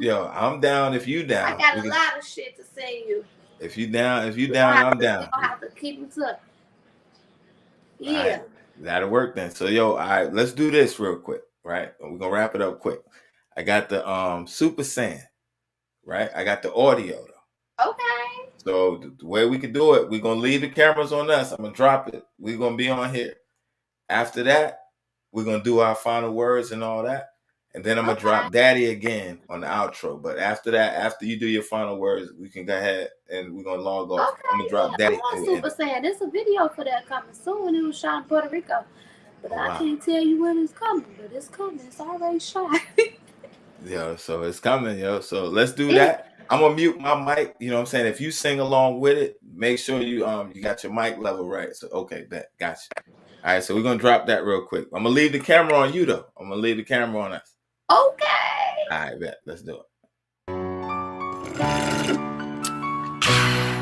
Chicago, baby. This be the realest shit I ever wrote. And best believe I meant every note. I'm Super Saiyan, I be Super Saiyan shit. Y'all bitches stupid playing, y'all just stupid playing with it. My crew and fam, it's just my crew and fam. You keep on talking shit and bitch, I come and do your mans.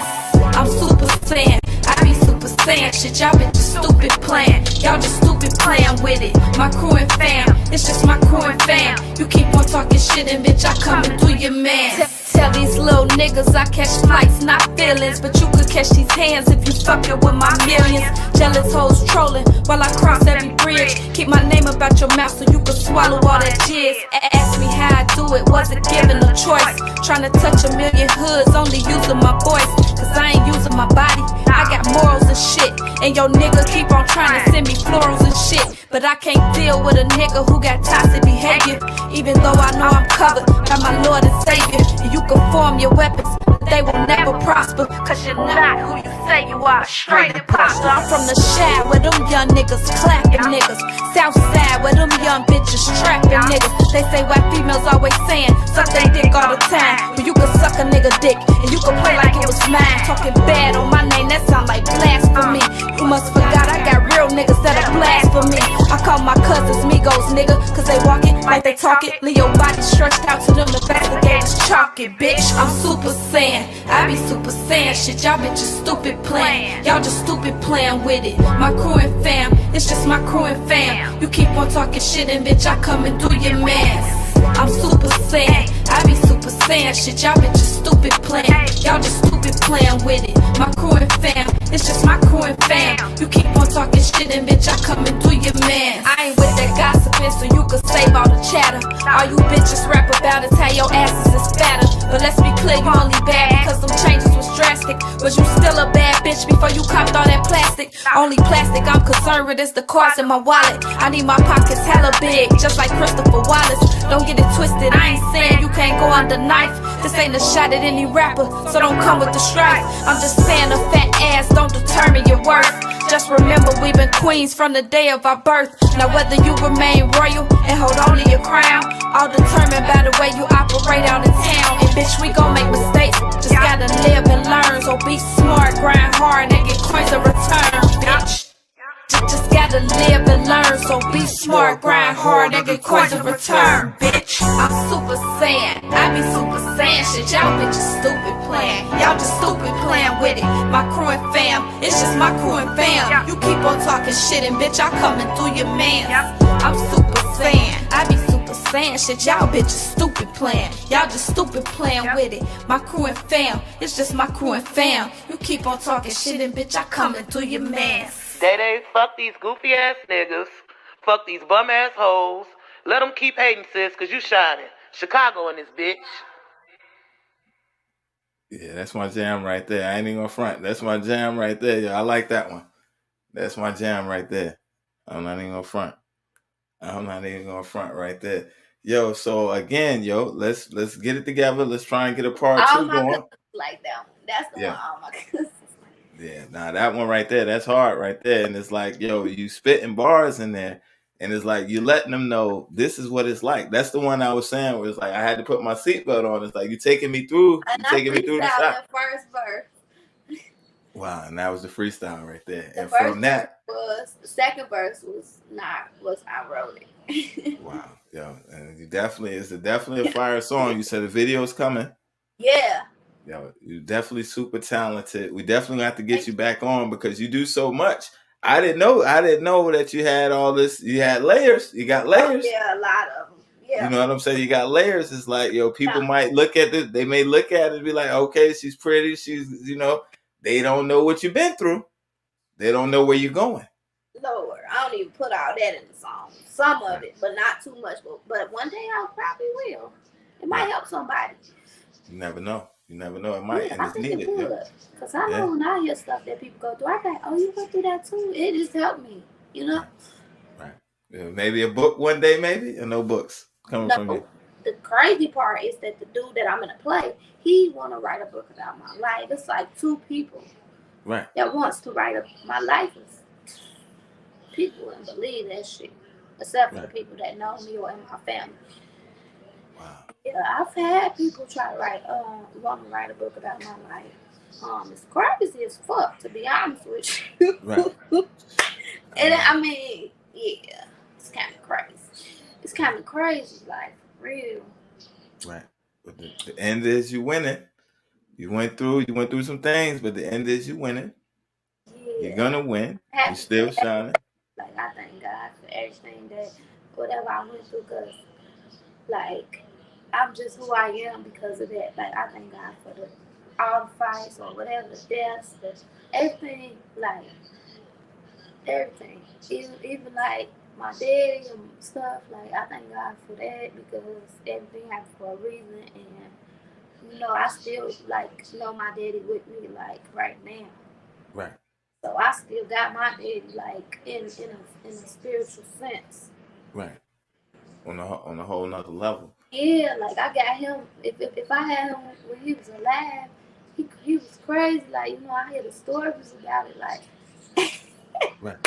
I got him though, still. You know what I'm saying? So right. Cool. Wow, and that's the real thing right there. It's like, yo, because we go through what we go through, we don't know the end. Nobody knows the end. Everything happens for a reason. Everything happens for a reason. Yeah. And it's like, even yours is like, okay, you went through some things, you went through the fighting and stuff like that. Yeah.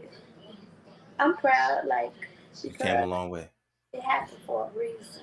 I look back at stuff that I did, and I discussed it with myself, and I prayed for forgiveness. stuff I did in Chicago, and I'm like, I did that to somebody, and I pray for forgiveness, and I understand how my mentality was back then, and that's all I knew. And I thank God that I could see how wrong it was, because some people still can't see. So right. I'll be thankful for that. Right. And you got your growth. Definitely, you blessed. You came from, like you said, you started with grandma.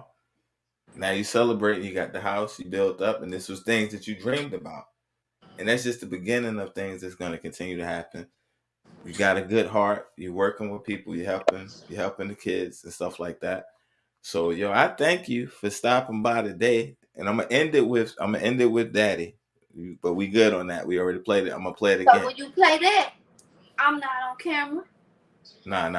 I appreciate that. I hope everybody watched the video. My kids is about to kill me. Okay, yeah, yo, we appreciate you, yo, and thank you, yo, much love and all that, yo. Let's set it up, and I appreciate you. All right. All right. All right, here we go. Let's up.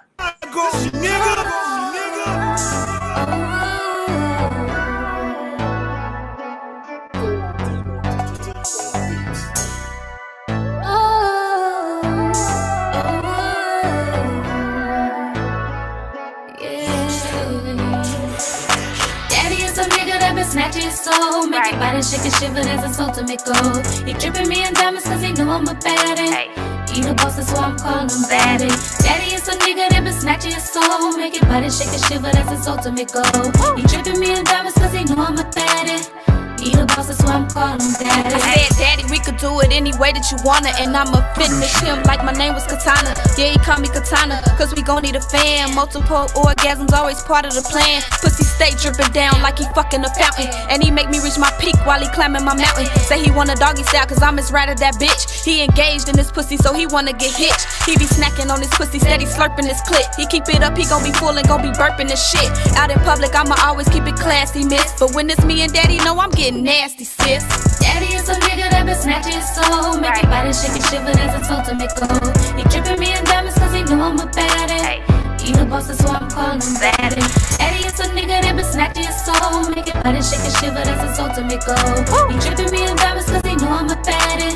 He the boss, that's why I'm calling him daddy. Hey, daddy off that deuce, yeah, you know we some freaks. And when he catch me tryna run, he be spanking them cheeks. He say you better do whatever daddy tell you to do.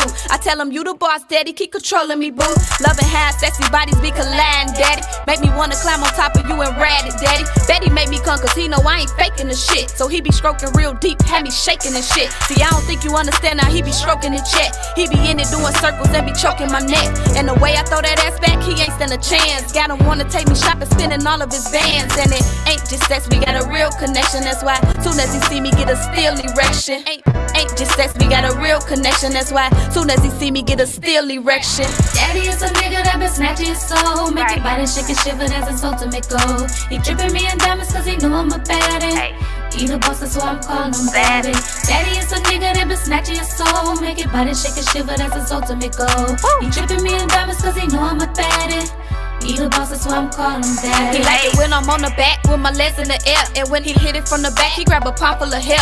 And I never let his morning wood go to waste, cause I'ma grab it, put it in my mouth and get a taste. I said, babe, look at how this pussy dripping and shit. He know this pussy is cause he say it be gripping the dick, like it don't wanna let go. I wrap my legs around his back, have him bustin' all night like he's shooting his gat. And I love when he go down and lick the cake, cause he give me good service like he Chick-fil-A. He try to hit it anywhere, man, that shit be so abrupt, and I ain't finished with his ass till I see that dick erupt. Like a fiend, gotta have that loving every day. Dick so good, made me wonder how these hoes be gay. The way he lay that pipe, he had me coming down my walls, and he said he like the sound when I be humming on his balls.